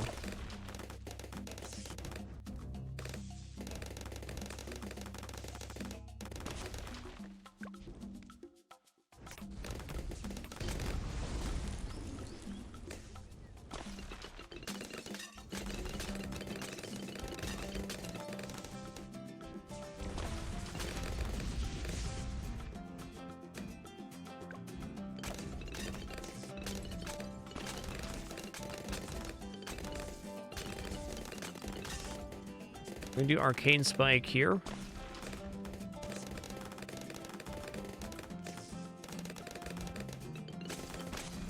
Cool, Major Disc. Thanks for letting me know that with a Alchemist buff, the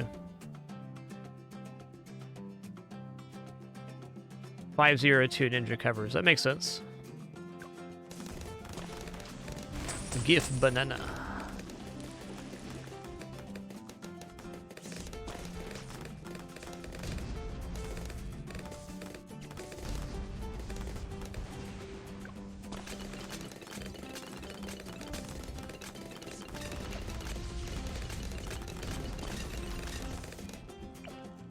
Once he has the range increase from Open being level 11 here, not quite. Didn't quite get the range increase I was hoping for there. Shimmer Mage is on point, though. Yeah, I have done that, D-Batter Skull. We did that on our first endless attempt on logs. It is very good. Superstorm is nuts, although unbelievably expensive. Basically like Ball Lightning times 5. That's how I describe it.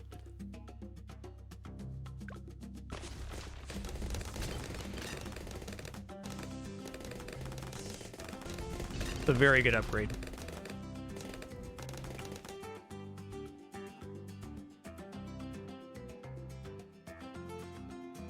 I was going to put him here so he's just buffing the Druid. Because Ball Lightning that's amplified by that should be excellent.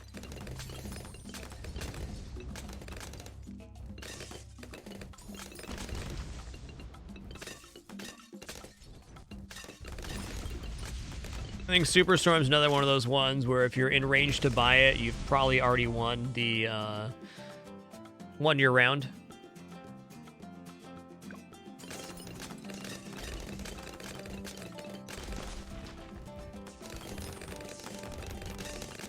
Nice.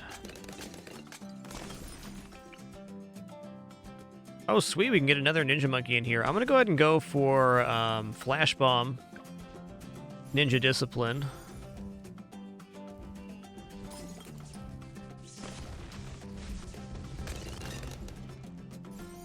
Looks good. Probably throw down sticky bombs here too.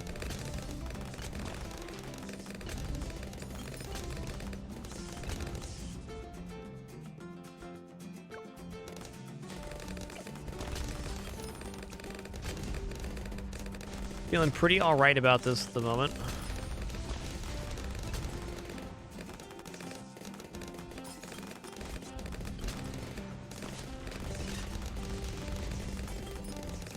Yeah, I've only gotten one tier 5 instant monkey myself. Only out of the diamond crate is that possible, I think. Maybe possible out of the tier before that. Be cutting it close, though. Yo, dude, Iceman Chad, thank you for that ultra generous 10,000 bits, dude. Thank you so much for that extreme generosity. Appreciate that very much.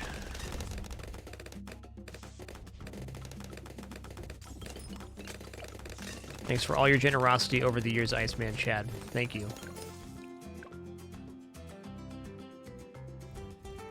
Really glad you can still be here to enjoy the stream with us. I would guess there's an ultra low chance to get a tier 5 insta monkey off of a wave 200 reward.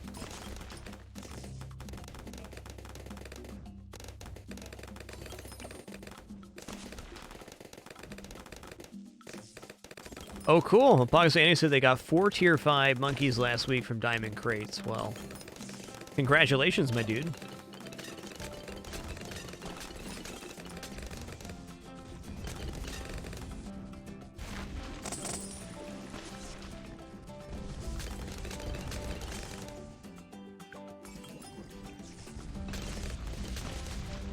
Yeah, well positioned Ball Lightning Druid is just hard to pass up. It's just a really strong unit. Thanks, Winston. You could have just walked down to your food instead of jumping on my head, but you know, you're a cat, so. B, huh?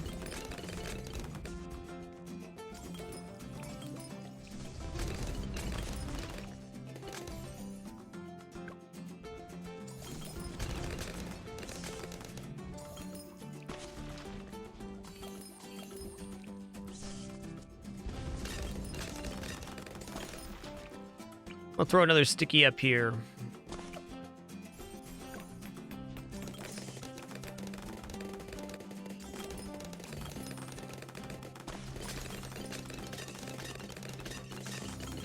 Just doing this specifically for round 80.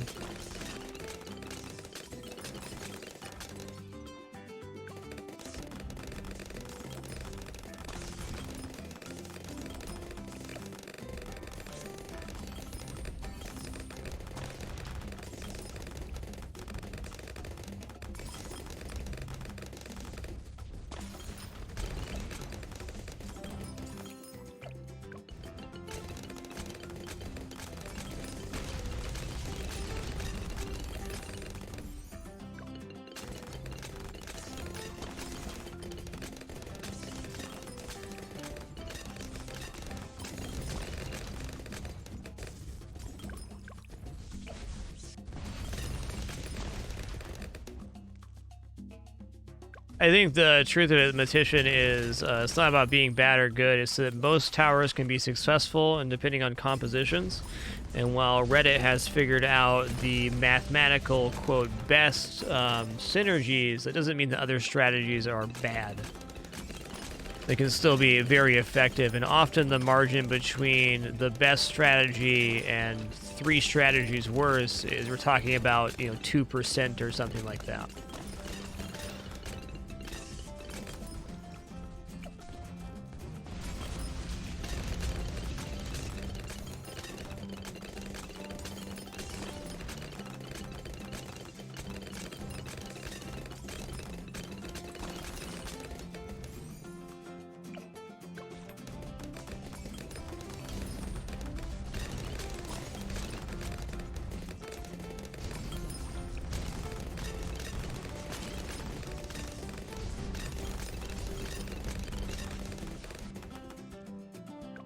We're feeling pretty good here.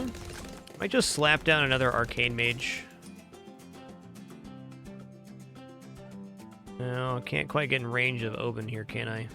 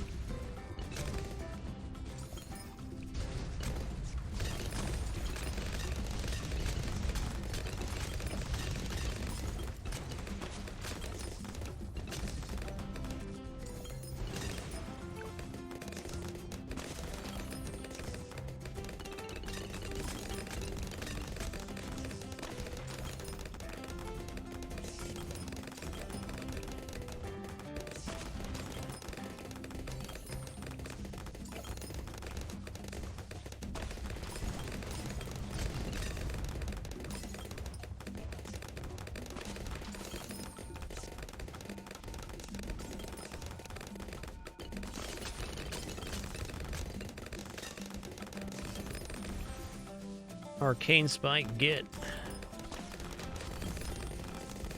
Double Arcane Spike here should be very good.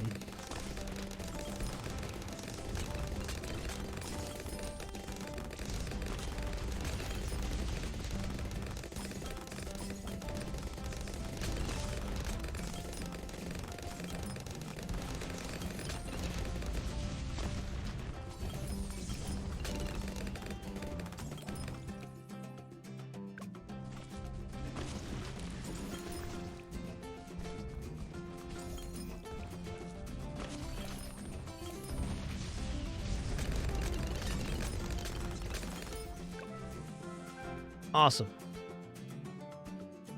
Monkey Star was the ball lightning druid. No surprise to me there. Alright, please excuse me for a sec. Just gonna use the restroom real fast.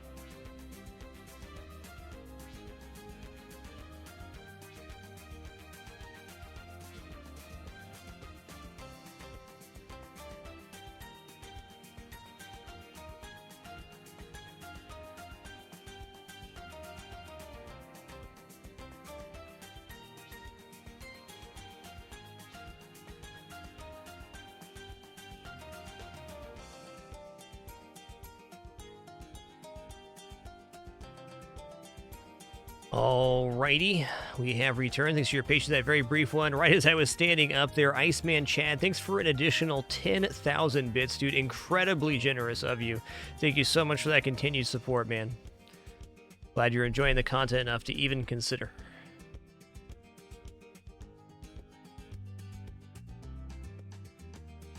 Alright guys, I think we're going to switch gears one more time here. No chess puzzles today. I've been doing a ton of chess study, but very little playing, so I think we're going to do some 15-10 games. I'm going to be playing on Lee Chess.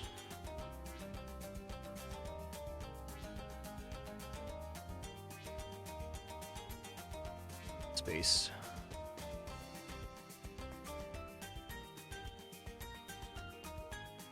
Right. I'm gonna throw on some FTL tunage here as well, and we'll rock it out.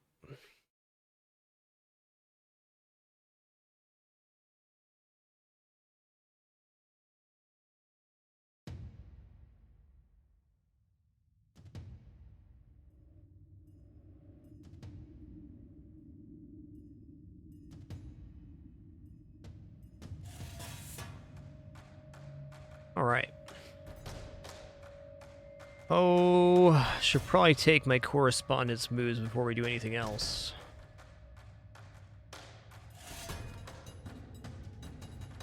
Alright, in this game, they put themselves in a pretty nasty situation by getting an undefendable check, so I'm thinking here is good.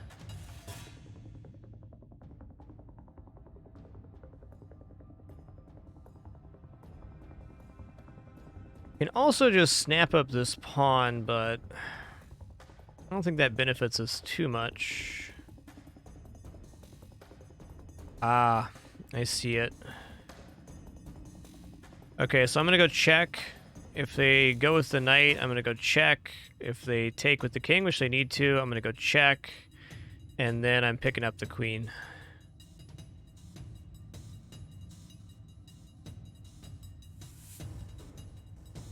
Okay.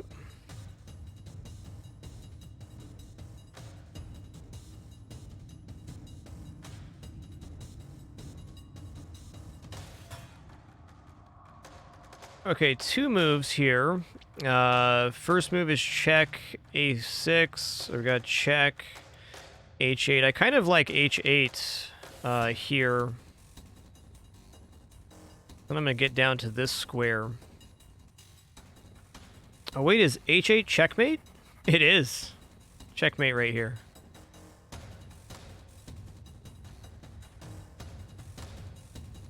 Yeah.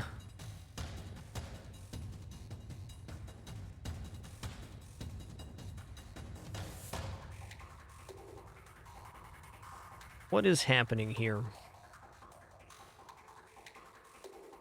I'd like to kick this bishop out.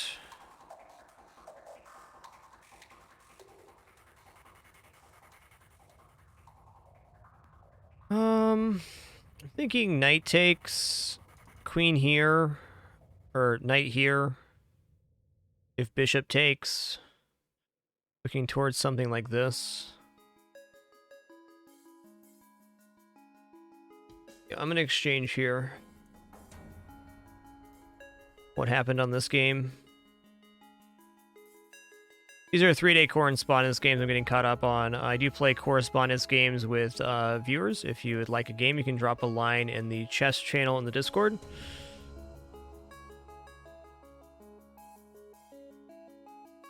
Okay.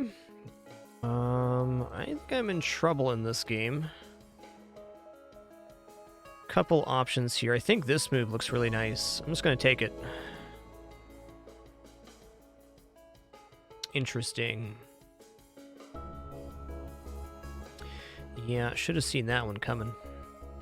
I'm going to go here, I think. What do? Okay, why did he move the bishop here? What's he planning? I'm planning on promoting, but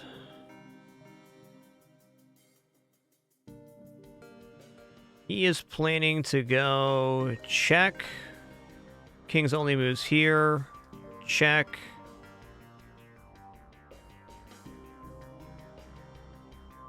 Here, I think. Yeah, then he's got like some weird perpetual stuff, and if I escape to this square, he's gonna go here. It's bad for me. So how do I want to stop this? I think right now I'm just gonna go here. Queen to d7 defends his idea. I'm still very much threatening to promote here.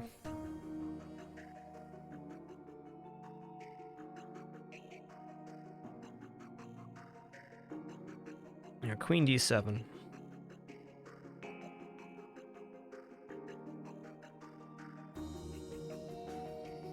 Here now?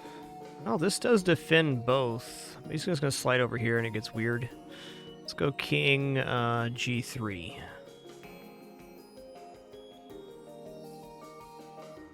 Okay.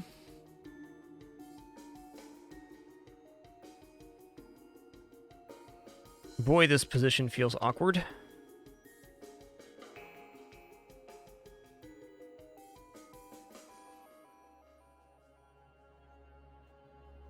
About here?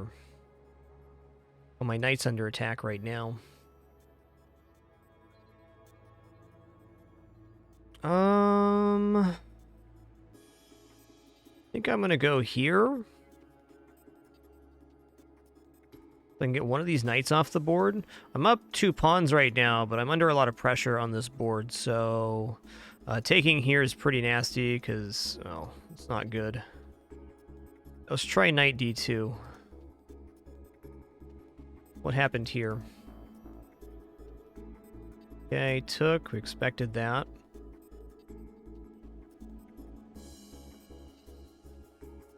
Gonna take here. He's gonna take here. I'm gonna infiltrate. Is the plan. Actually, would it be better to take this way? No, let's take this way so we have a chain of pawns. What happened here? Okay, after that they took. That's fair, because that bishop was pretty bad. Not really much choice but to re-exchange. Okay, we got doubled pawns on our open file. This pawn's hanging, I think. Is there a follow-up to taking this that's bad for us? No, and after this move we can push our pawn. Could also look at this move right now, threatening this pawn and the fork. Also threatening the bishop after takes.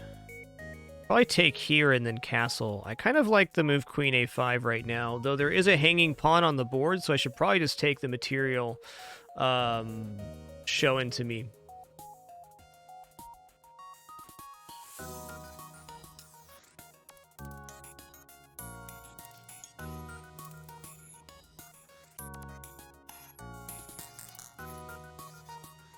I mean, this also threatens the pawn, so...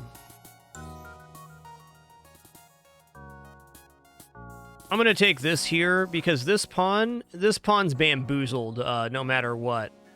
We have this open file, we're eventually going to get rockin' here. There's really no way he's going to save this pawn late game, I don't think, and, material's material.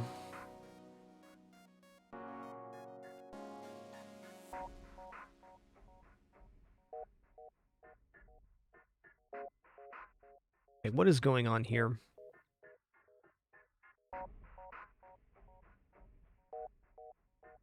What I'm trying to accomplish on this board state is creating a check where I can capture this rook. Very difficult for me right now, though.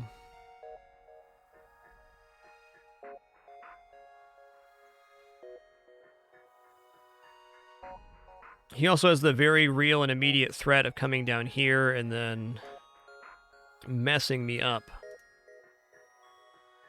I'm just going to throw this check out here and see what happens.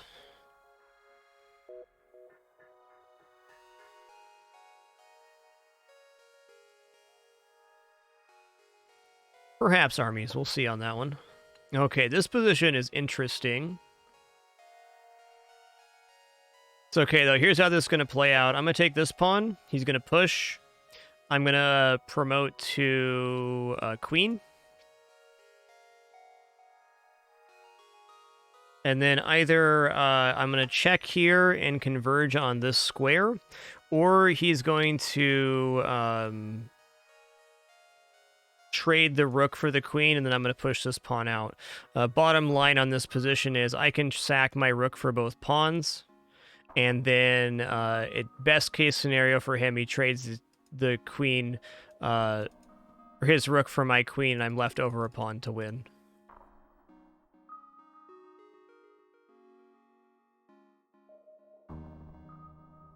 This is next. So I'm going to guess after this move, he's going to check, and then I'm going to promote to queen. We exchange, he pushes the pawn, I sacrifice, I get a new queen.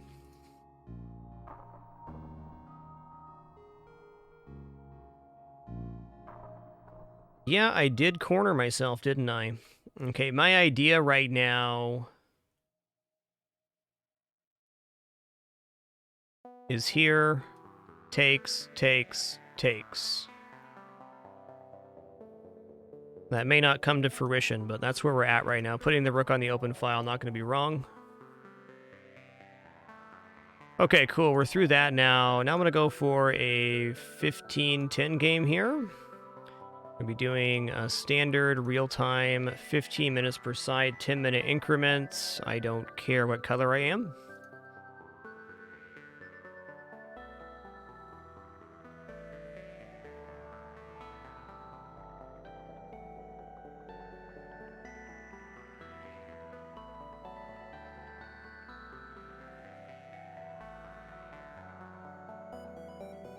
All right, good luck, Villanova.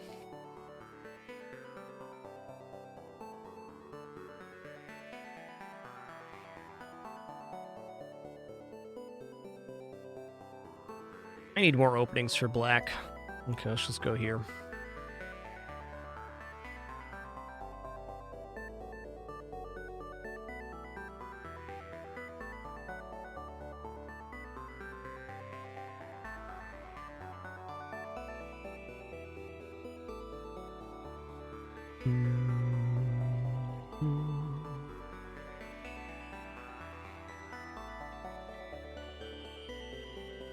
I'm gonna go bishop g4 here. e6, probably this.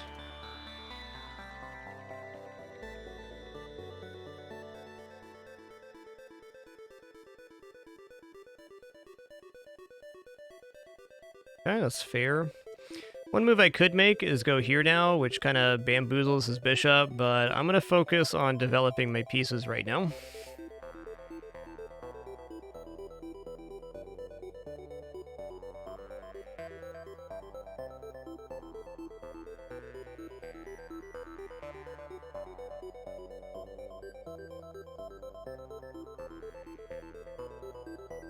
Fair play. Also just considering straight up bishop d6 right now with the plan of exchanging, which is good for us.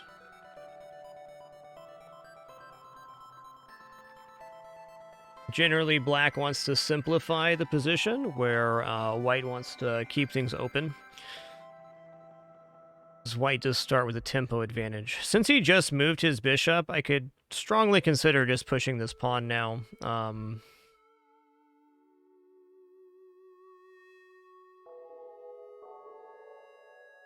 This is a very passive move. Let's go ahead and do that.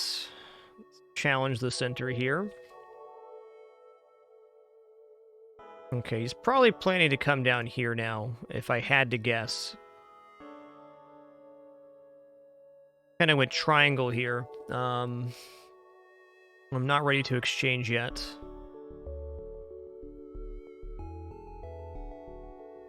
Move queen b6 looks interesting to me, though I don't think it's correct.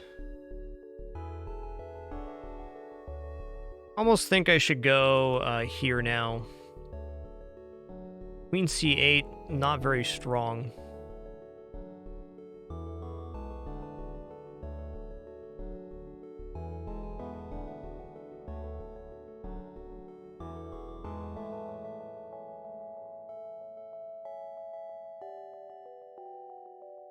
I don't want to play bishop e7 because it's a passive move. It does allow us to castle, but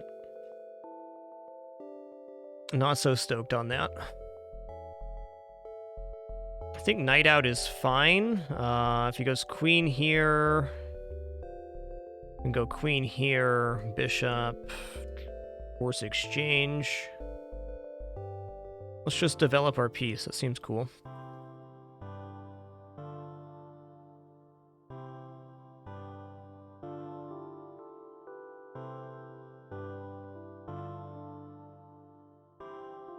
I can also now defend this with rook c8, because we're planning on opening this file some way or another.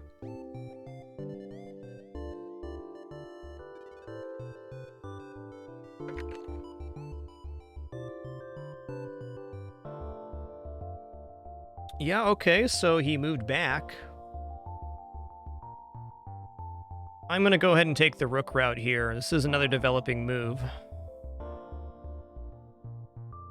I'm I'm gonna guess he slides the queen down, and I'm gonna go here now.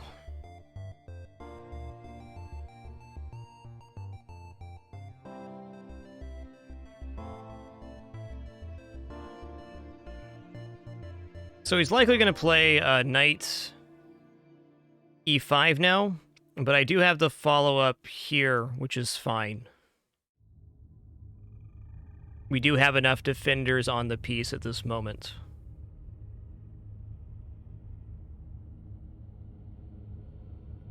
There it is. So, options.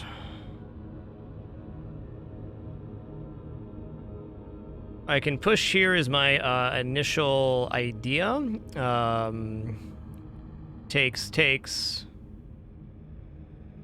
I can also go bishop here. No, that's bad. Yeah, let's make this exchange happen.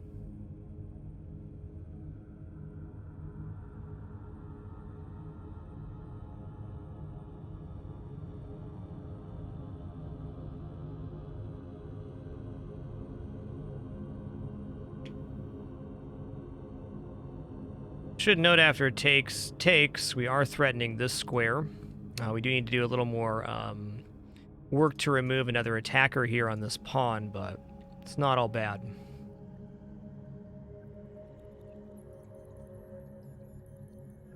Can also move this and then kick him out. Very real option.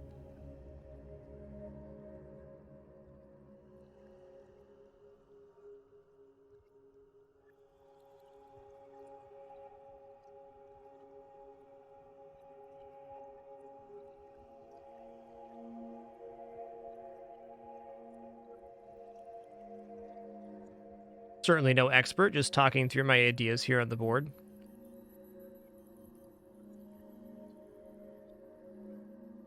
Very real risk pushing the c5 because of what's happened here. Though I'm feeling okay about this board state right now. Yep, that's fair. So what he's doing is he's maintaining tension on this pawn by taking with the bishop. However, we did just gain a small advantage of trading the bishop for the knight. Bishop is generally better in the long term.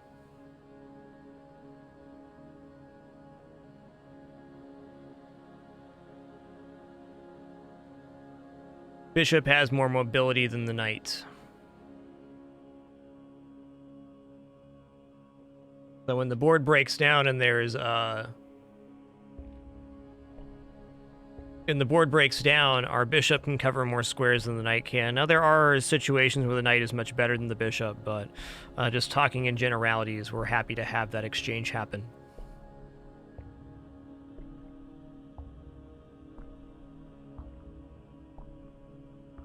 Hey, glad you could make it the right lane ends. What's good, dude? Also, after I play this move, where does his queen go? He goes here. Uh-oh.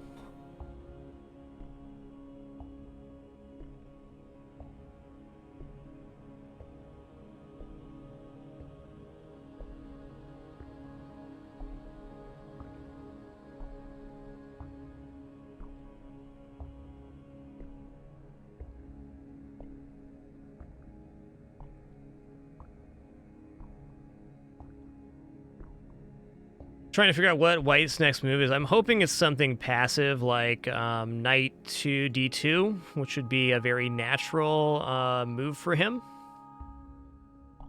Interesting. What's his idea with b3? I think his idea with b3 is he just wants to stop this move from happening.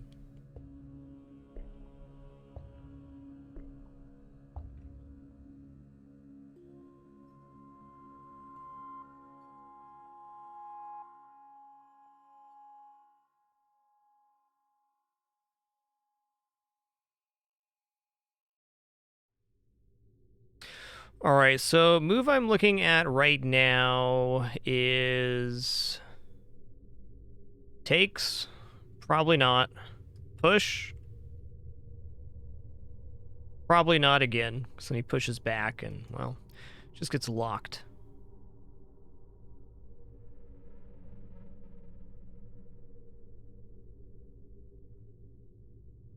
I'm still liking this idea for the exchange of queens and opening another file for us. If we take back here, it's fine. I can't move this knight just yet because it would hang the bishop.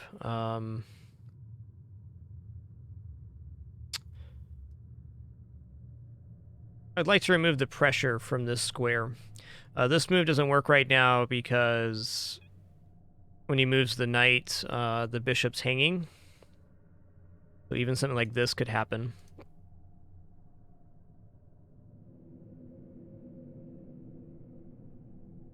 Really need to get my king out of this pin.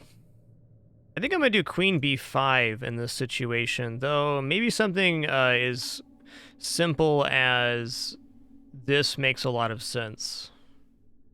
Get the king out of the way, complete our development.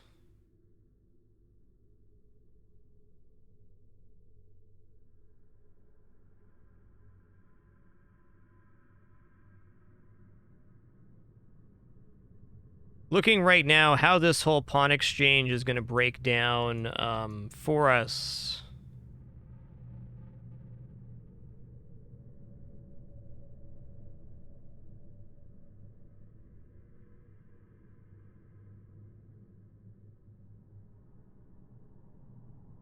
I'm really liking trading queens here.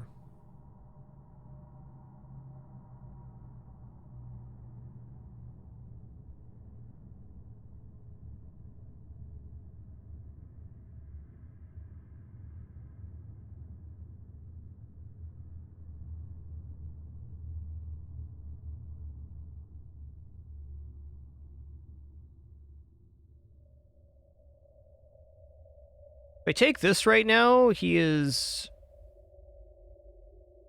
Yeah, he has a lot of options. He probably takes this way.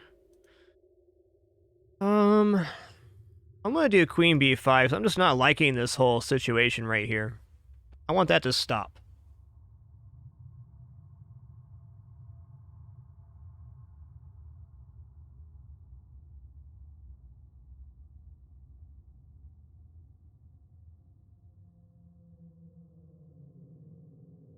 We're going to go back and look at the computer analysis after this. I have a guess that c4 was probably the right move, or bishop e7, but I'm going to try this idea.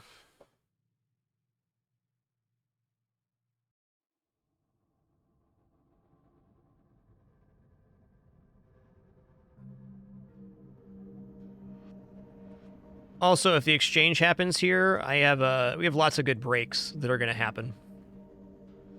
After this exchange, if I take here, he's almost required to take with this pawn, which opens the opens up the board for our rook, who's already on the file. My current feeling. We also have outpost square right here attacking the weakened link. Okay, do I want to go back here or back here? I was not expecting h3. I don't really think that move is helpful to him.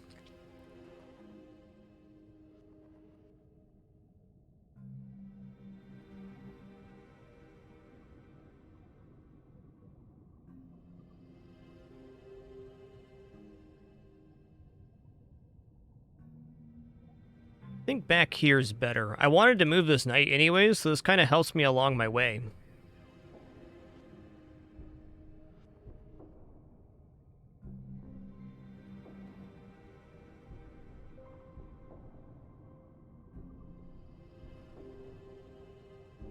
I think I like the bishop in this position better. Retreating to this square immediately attacks the center. So if we can get our piece in a position to control center squares and infiltrate his territory, that seems pretty good. He's not going to put any piece on this square or this square right now, so this file seems less efficient. Let's put it here.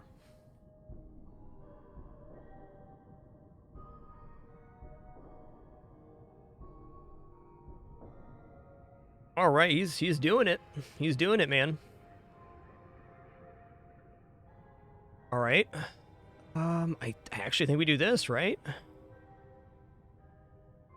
No, if we go here, he's going to do this move. I don't know, all these pushes are kind of dilapidating his pawn structure, though.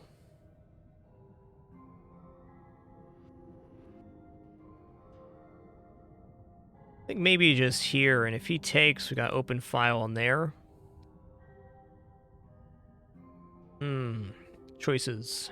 Choices.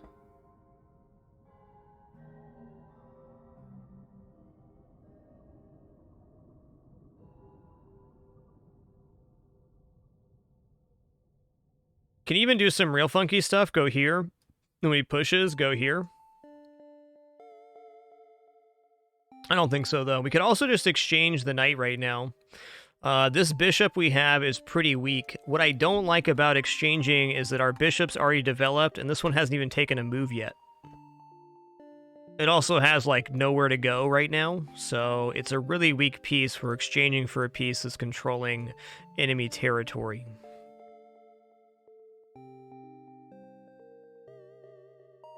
If I move here, he's going to do this, which forces this, then he takes here, and we have doubled pawns, but...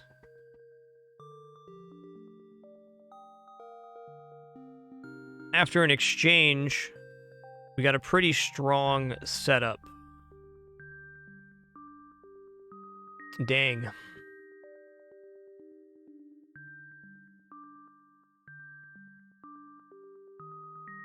I'd like this knight out of the outpost anyways. I'm going here. Oh, he took right away. Okay. Okay. I'm going to exchange with the H-pawn here. Immediately threatening knight takes G4, because this piece is pinned currently. So maybe he won't see that. Maybe he will.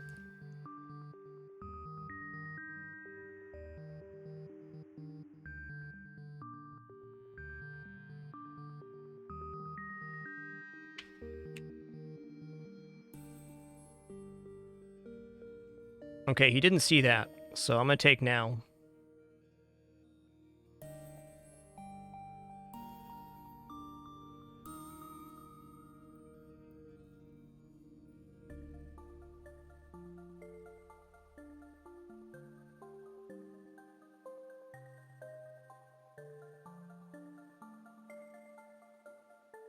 Interesting. Okay, so he chose to connect his rooks, which is certainly a good move. Now I gotta decide if I'm going here or here. I retreat back to the normal square. I think I'm gonna go back to F6 right now, so we can possibly hop in here. It also protects the pawn push there, and it maintains tension on that.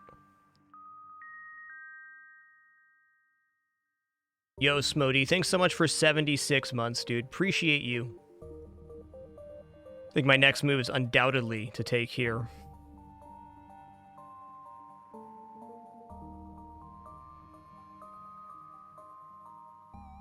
And maybe just here. Gotta get this bishop out from its, there. We're a little behind on development, but I think our position's much nicer. He has a lot of weaknesses in his board.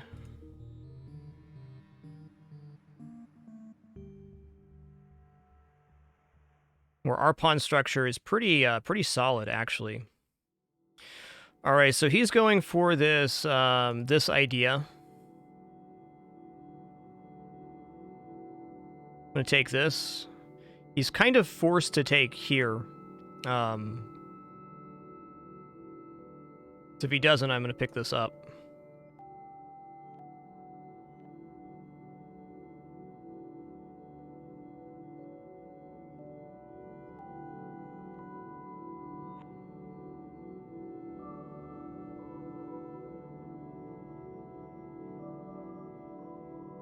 I can go bishop to A3 right now, stopping this square from being controlled. With the idea of this. It can also generally just be a nuisance right now and go to this square. Yeah, I kind of like knight H5, even though it's not a good square for the knight. It is proactive in stopping this move because he needs to defend this bishop in order to make that happen. Then if he goes here, I go here.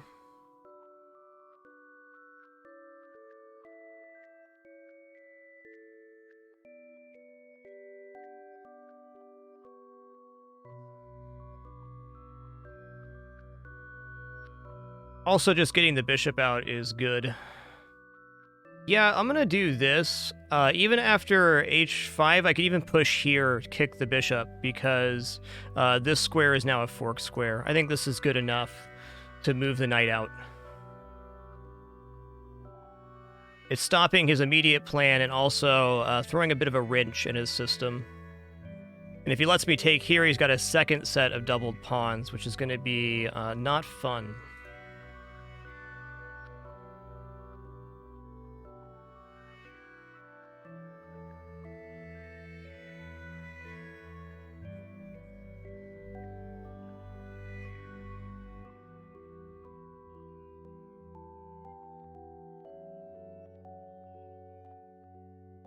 I am absolutely going f6 here.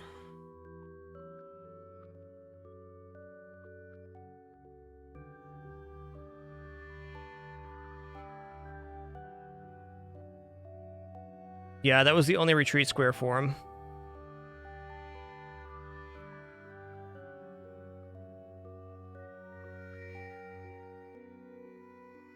Do I do this? No.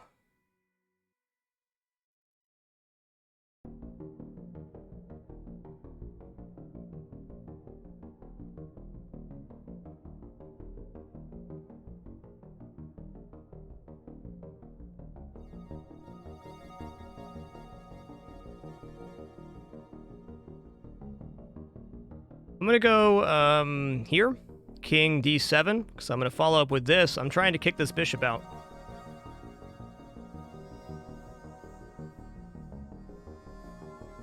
I think bishop a3 also looked good, but I can connect my rooks and pose a threat there, so I should be able to maintain this file.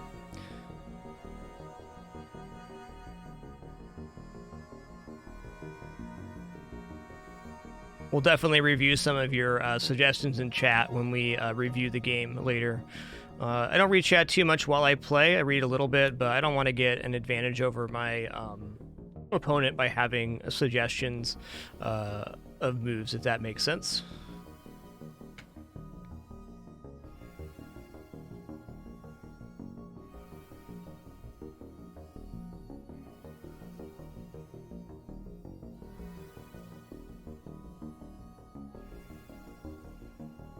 Okay, he pushed. I don't really care if this exchange happens or not. There's no need for me to exchange, though.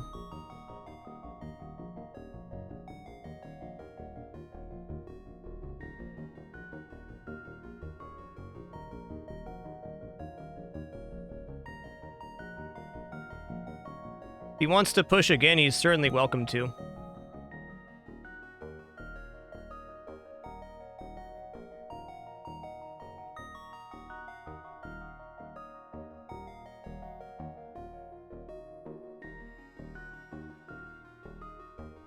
I'm gonna watch my time here.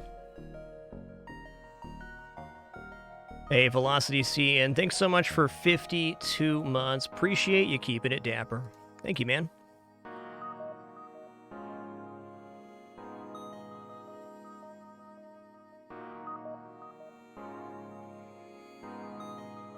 I think that's a weird move.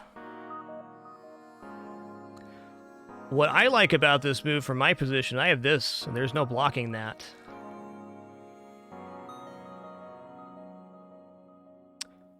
I'm going to take the move that looks pretty good right now and just do that. He's got to go back to the pit after that one.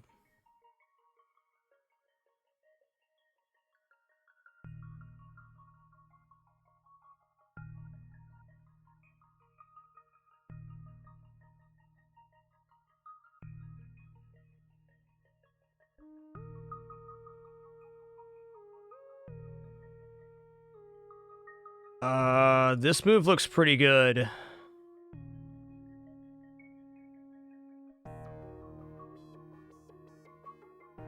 We're pinning to the king, and we can even slide over to cause even more havoc. Can also just go here now, which is threatening this pawn with the knight. Almost forces an exchange of the bishop. What about this? I like that. Well, I don't want to give up this file, though. I guess he can't double down on it, so it's not the end of the world. Knight does not really have a good square to go to, and he can't defend this pawn.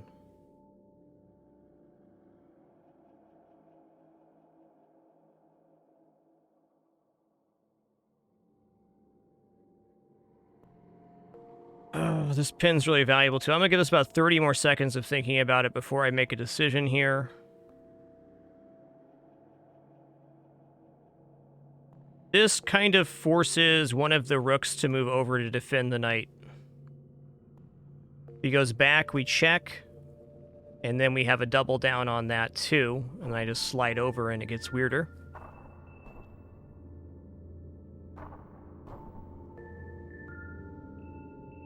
I do really like rook d3 right now, though. It looks strong. Now, if you do that, he's going to push here. I'm going to try...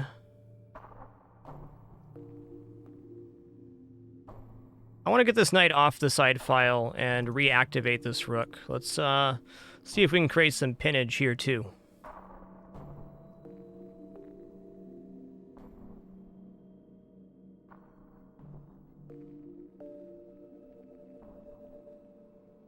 Sorry, not rook c7, rook c2. That's what I meant. Getting my boards flipped.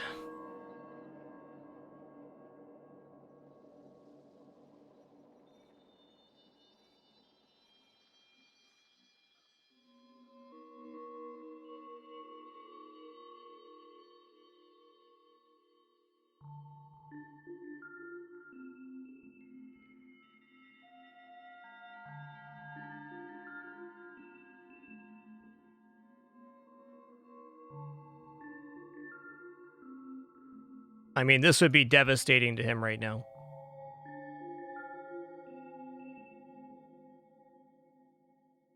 I'm down to 4 minutes, so I gotta be careful.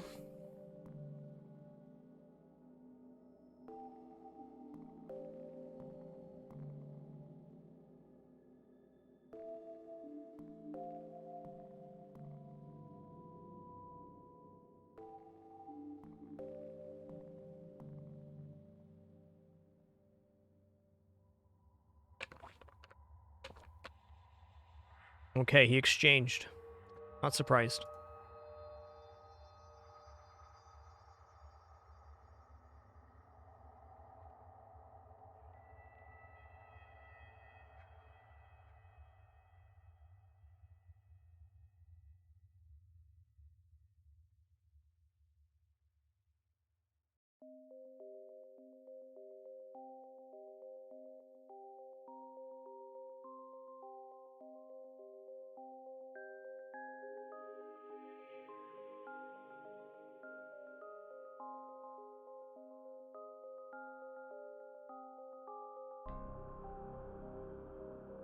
What's his next move going to be? He's got to kind of try to defend this knight.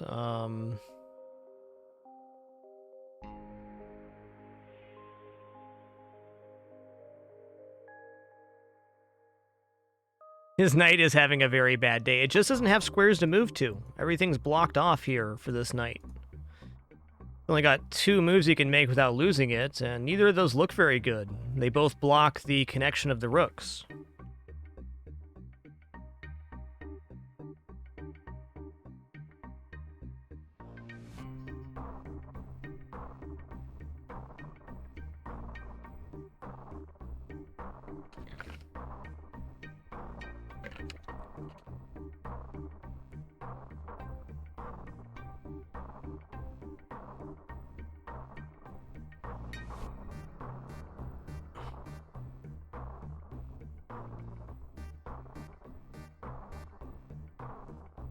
Yeah, rook c2 now. Rook c2 forces the move king e2 to protect the knight, and then we pick up this pawn.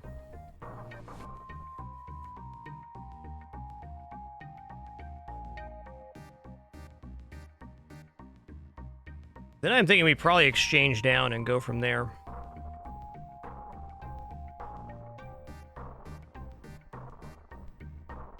King E2 or King E1 as the only moves I see to save the knight.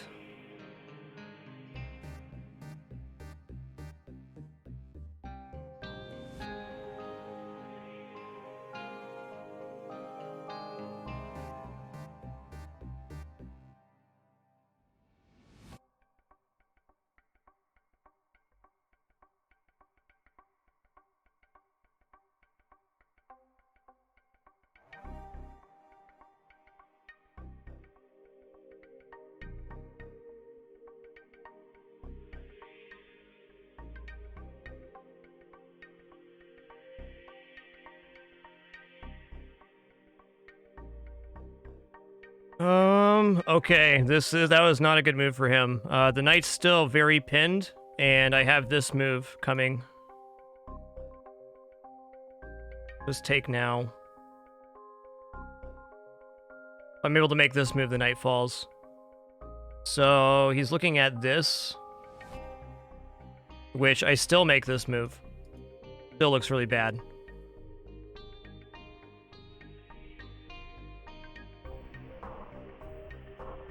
Tension is strong right now.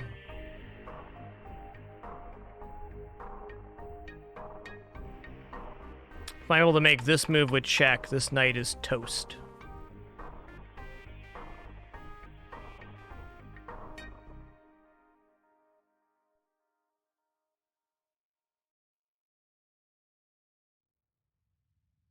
Yep, that was the move.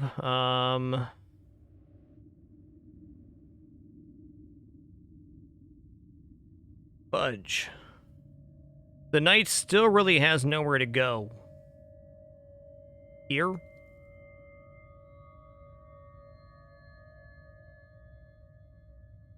Do I just want to exchange down now?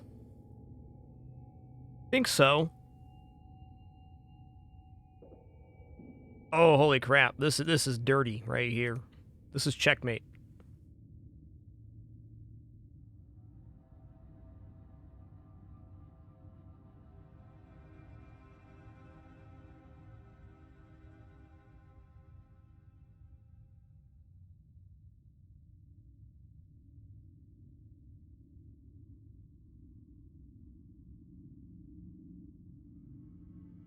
So, knight back here is the main move that saves him. What am I going to do after that? Well, I start pushing, right? Start forcing the issue.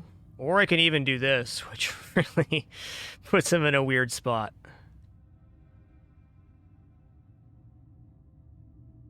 Probably rook E2.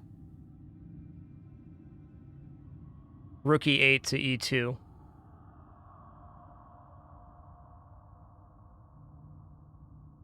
If he doesn't see this move, it's mate, though.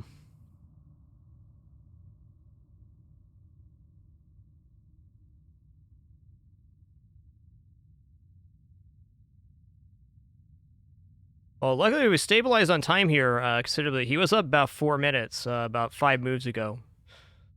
So he's feeling the pinch.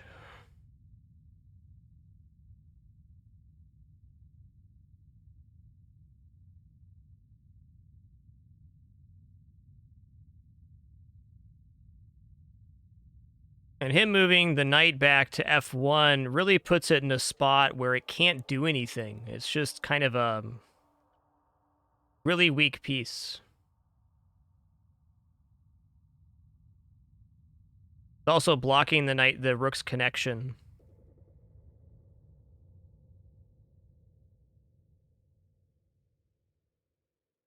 Okay, I'm going to infiltrate here.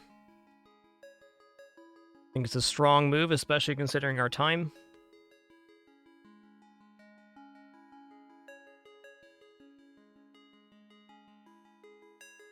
Probably here next, or here next even. Yeah, probably here, and then we're pushing.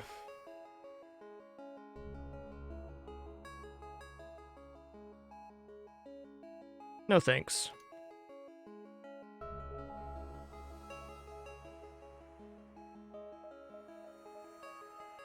Okay,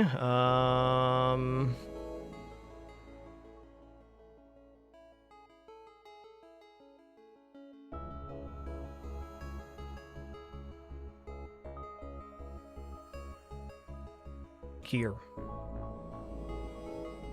Making sure I'm not getting forked here. Very real threat. In fact, an unstoppable threat at this moment. That move is checkmate, and his only defense is this, and then I'm going to get back to my same plan. Can't go here to take this exchange for a really bad setup here.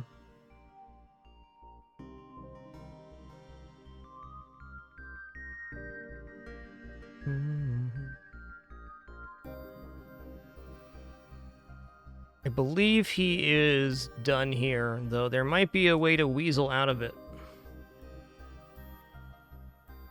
I'm just going to look at this real fast, even though I haven't considered it yet, because I don't think it's really on our radar.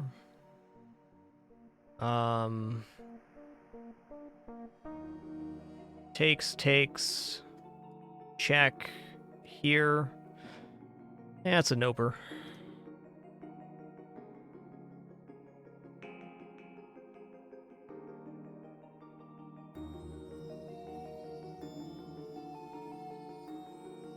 Yeah, that is a move. He's gonna get pinned, though.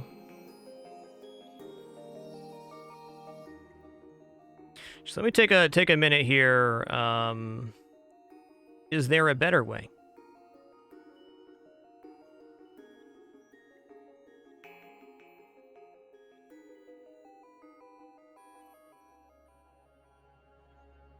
Still threatening checkmate.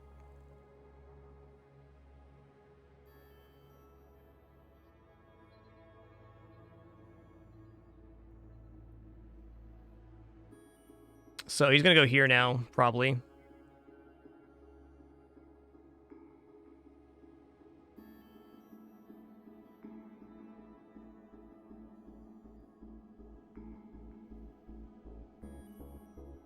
He does. I'm just going to take here, and then I'm going to start pushing pawns, because what's he going to do about it?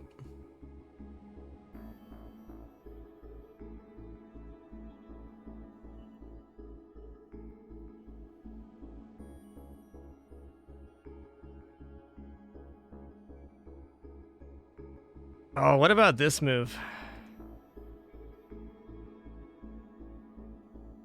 Let me just look at this for a second.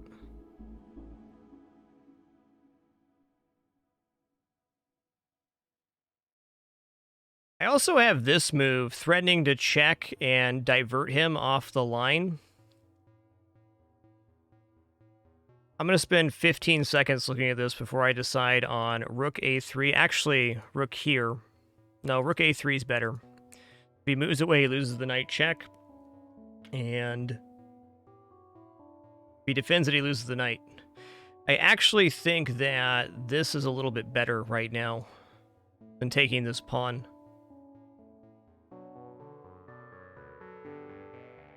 So what's my rush? He's pinned and he can't move his king.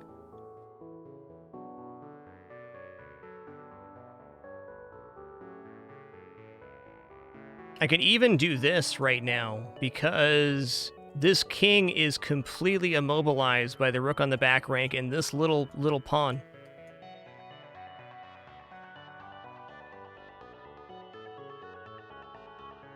I think f2, f3 with the rook is a good plan here. Probably actually better than a3. Getting some time trouble here. Hailing cat here.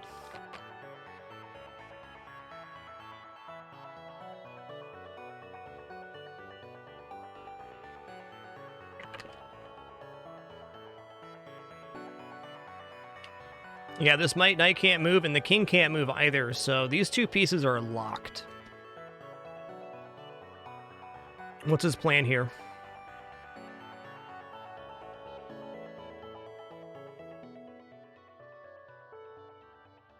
I think this just wins the knight. It's faster than doing this. No, if I do that, he can not defend here. He can move the king back, but the knight falls.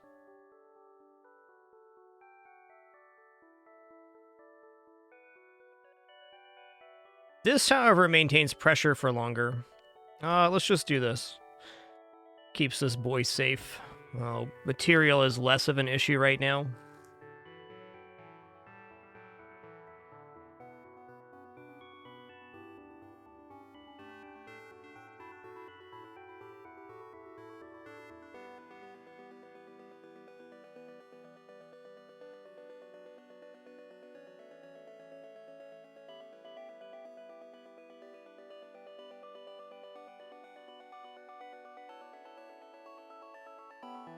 Okay, the knight's still pinned. Oh man, this is vicious. I almost feel bad for this poor feller.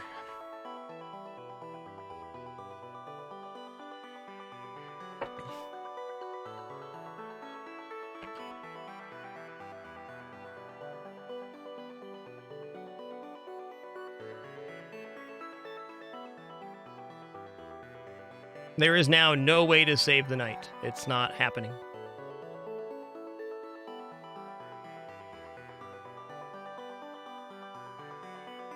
I'm gonna take this one.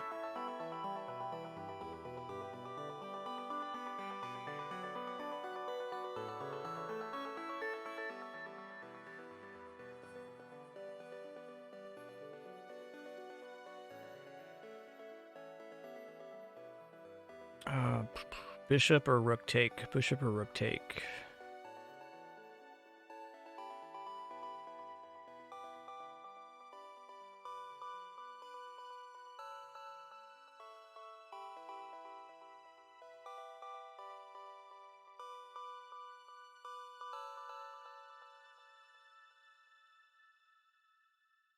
Yep, saw that coming.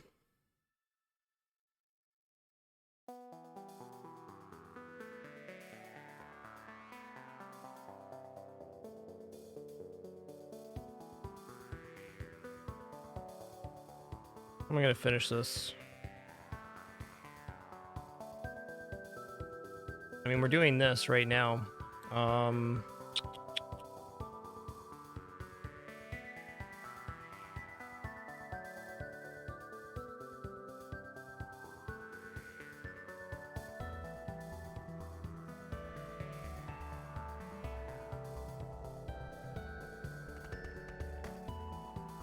I think I should retreat for a moment. Go here right now. Gonna keep that king on that side of the board. I think there was a better way to go about this. But, you know, no matter where you go, there you are. As it turns out, we're right here.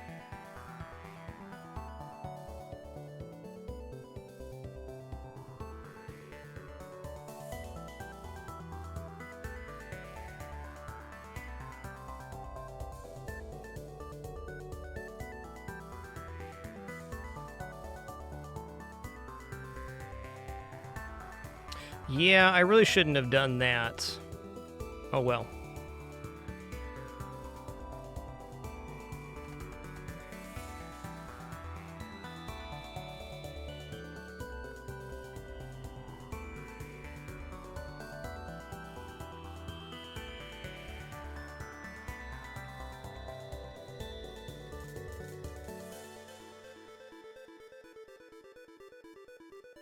My idea of moving the king back was to get to this square to push, but I didn't need to do that at all.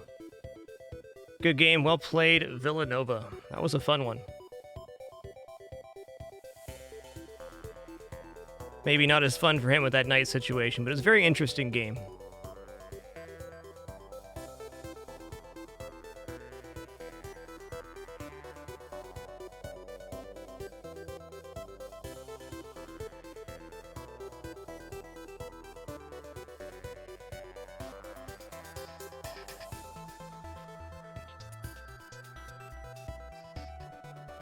Six inaccuracies already. Oh boy. Alright, is analysis done? Let's learn from our mistakes. I'm going to go back through the game as well. Okay, I made the move bishop g6, which is said as an inaccuracy. The other move I was looking at was bishop c2 or bishop e4. I think it's going to be bishop e4, having this pawn push, creating a weakness right here.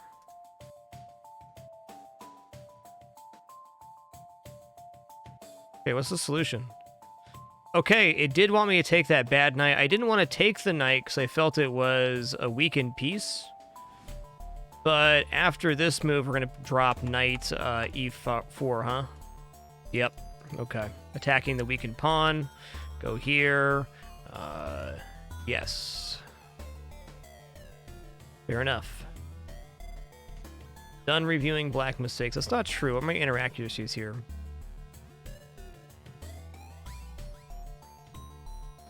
Let's just go back to the analysis board, move 1, and we'll just walk through the game real fast. Purple Pie 6, thanks for 33 months. Much appreciation. He wants me to play e6, huh?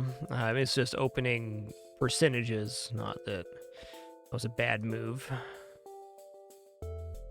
Okay, what's the problem with this? Okay, so he's going to hop right in here is what he's supposed to do if I make this move. That makes sense. E6 next time.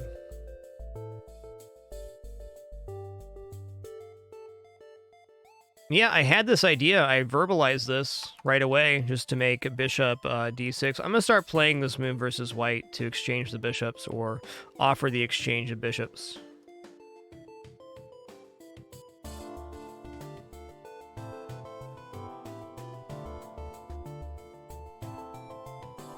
Okay, it said queen b6. Doesn't say that queen b6 is an inaccuracy, or rook c8 is an inaccuracy, but it says queen b6 is better. Interesting. And we did end up on queen b6 anyways. Okay. I missed this move completely. That does double the pawns. That would have been nice. That's an inaccuracy. Okay.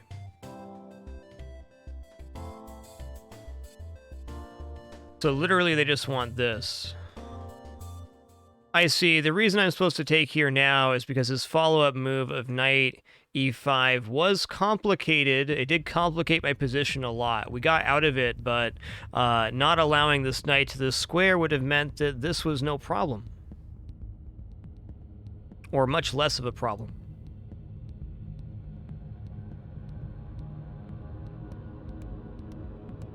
Look at that. I called this move too. Didn't say a6 was an inaccuracy though. He was supposed to go... This move makes a lot of sense to me. What are we supposed to play after he does that? Retreat. That feels bad. I retreat and then he takes the pawn. Oh, never mind. The reason this move's good is if I exchange here, he opens this file, and this pawn is isolated on the side of the board.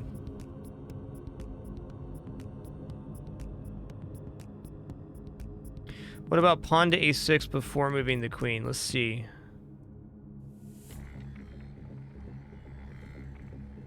Yeah, then he takes, I take, and then he slides the knight in, and then I have to do something anyways.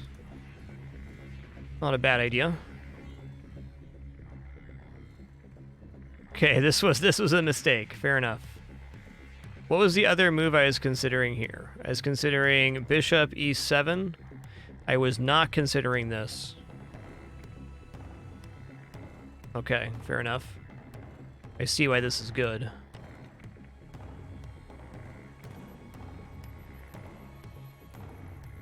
Yeah, this was a blunder. I knew that move looked weird.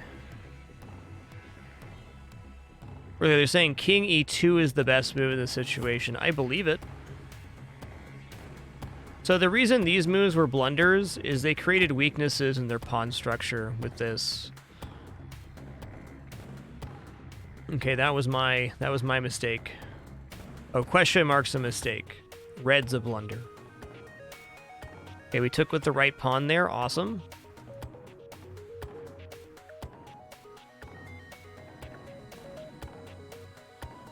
Alright, that surprises me that taking the material was a mistake. I guess what they wanted was this, and then I take?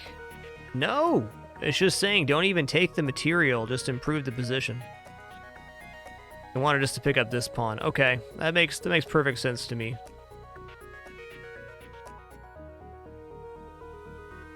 And H6 was the better retreat square than F6. All right.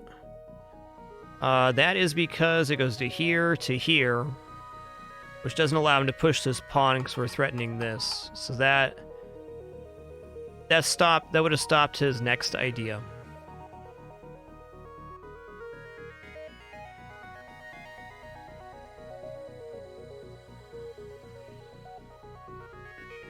Okay, F3 was a mistake. Okay.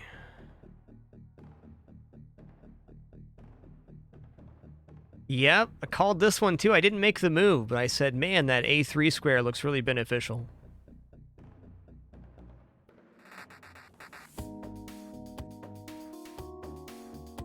The correct move for 4 moves in a row now. Okay, it changed with this move, so I did find the correct there. I was expecting push, he didn't make that move. Found that. Found that.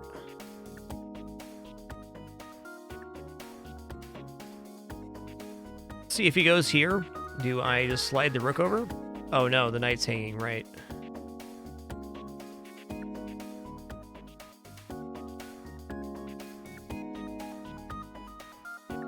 Okay, why is the move b4 suggested? Is that just to stop this, or actually stop this right here is what it's supposed to do? Yeah, okay, I get it. B4 is stopping the move A4, because if he does this right now and we exchange the pawns, there's now an open file where my king can be checked.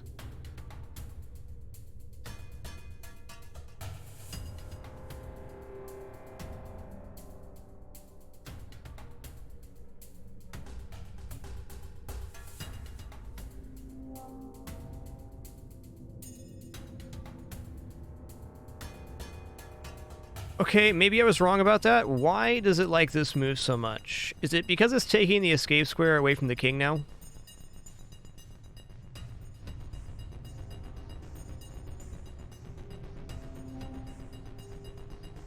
Because certainly the knight's not much of a consideration at this point. Guess it also does stop an outpost for the rook to defend this pawn. Okay, this is about removing the escape square for the king. Okay, got it, got it.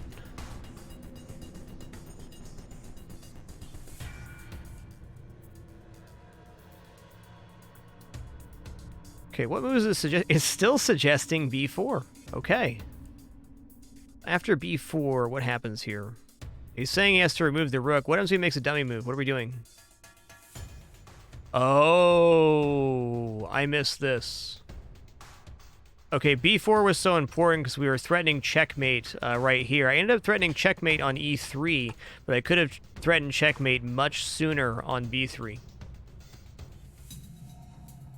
There's no defense to this.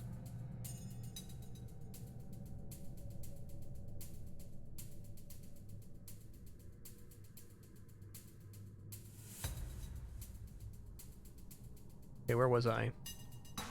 Or much earlier than that. Dang it.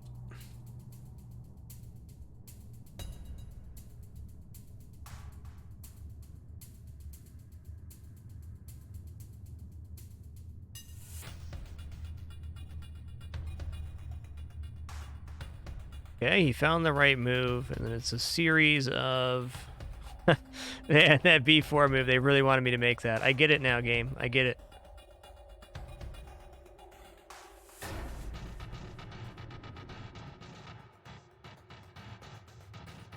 Okay, bishop takes was better there, and bishop takes was better there again. Makes sense. I felt this move was wrong after I made it, because this would have threatened that right away. You know what? I missed this completely. That would have stabilized our position 100%.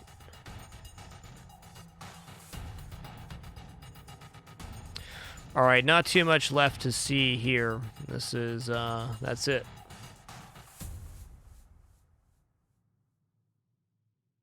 All right, that was a pretty educational game, if I don't say so myself. I learned quite a bit from that one. Thank you all for your ideas as we were reviewing the game there. Really appreciate it. Not a bad game overall. Missed a couple major ideas, mainly B4 I missed. I missed that completely. I didn't even see it. Also missed the rook e6 move, and I missed the exchange of the bishop for the knight in the early game to remove the outpost of e5. But all in all, we got the win.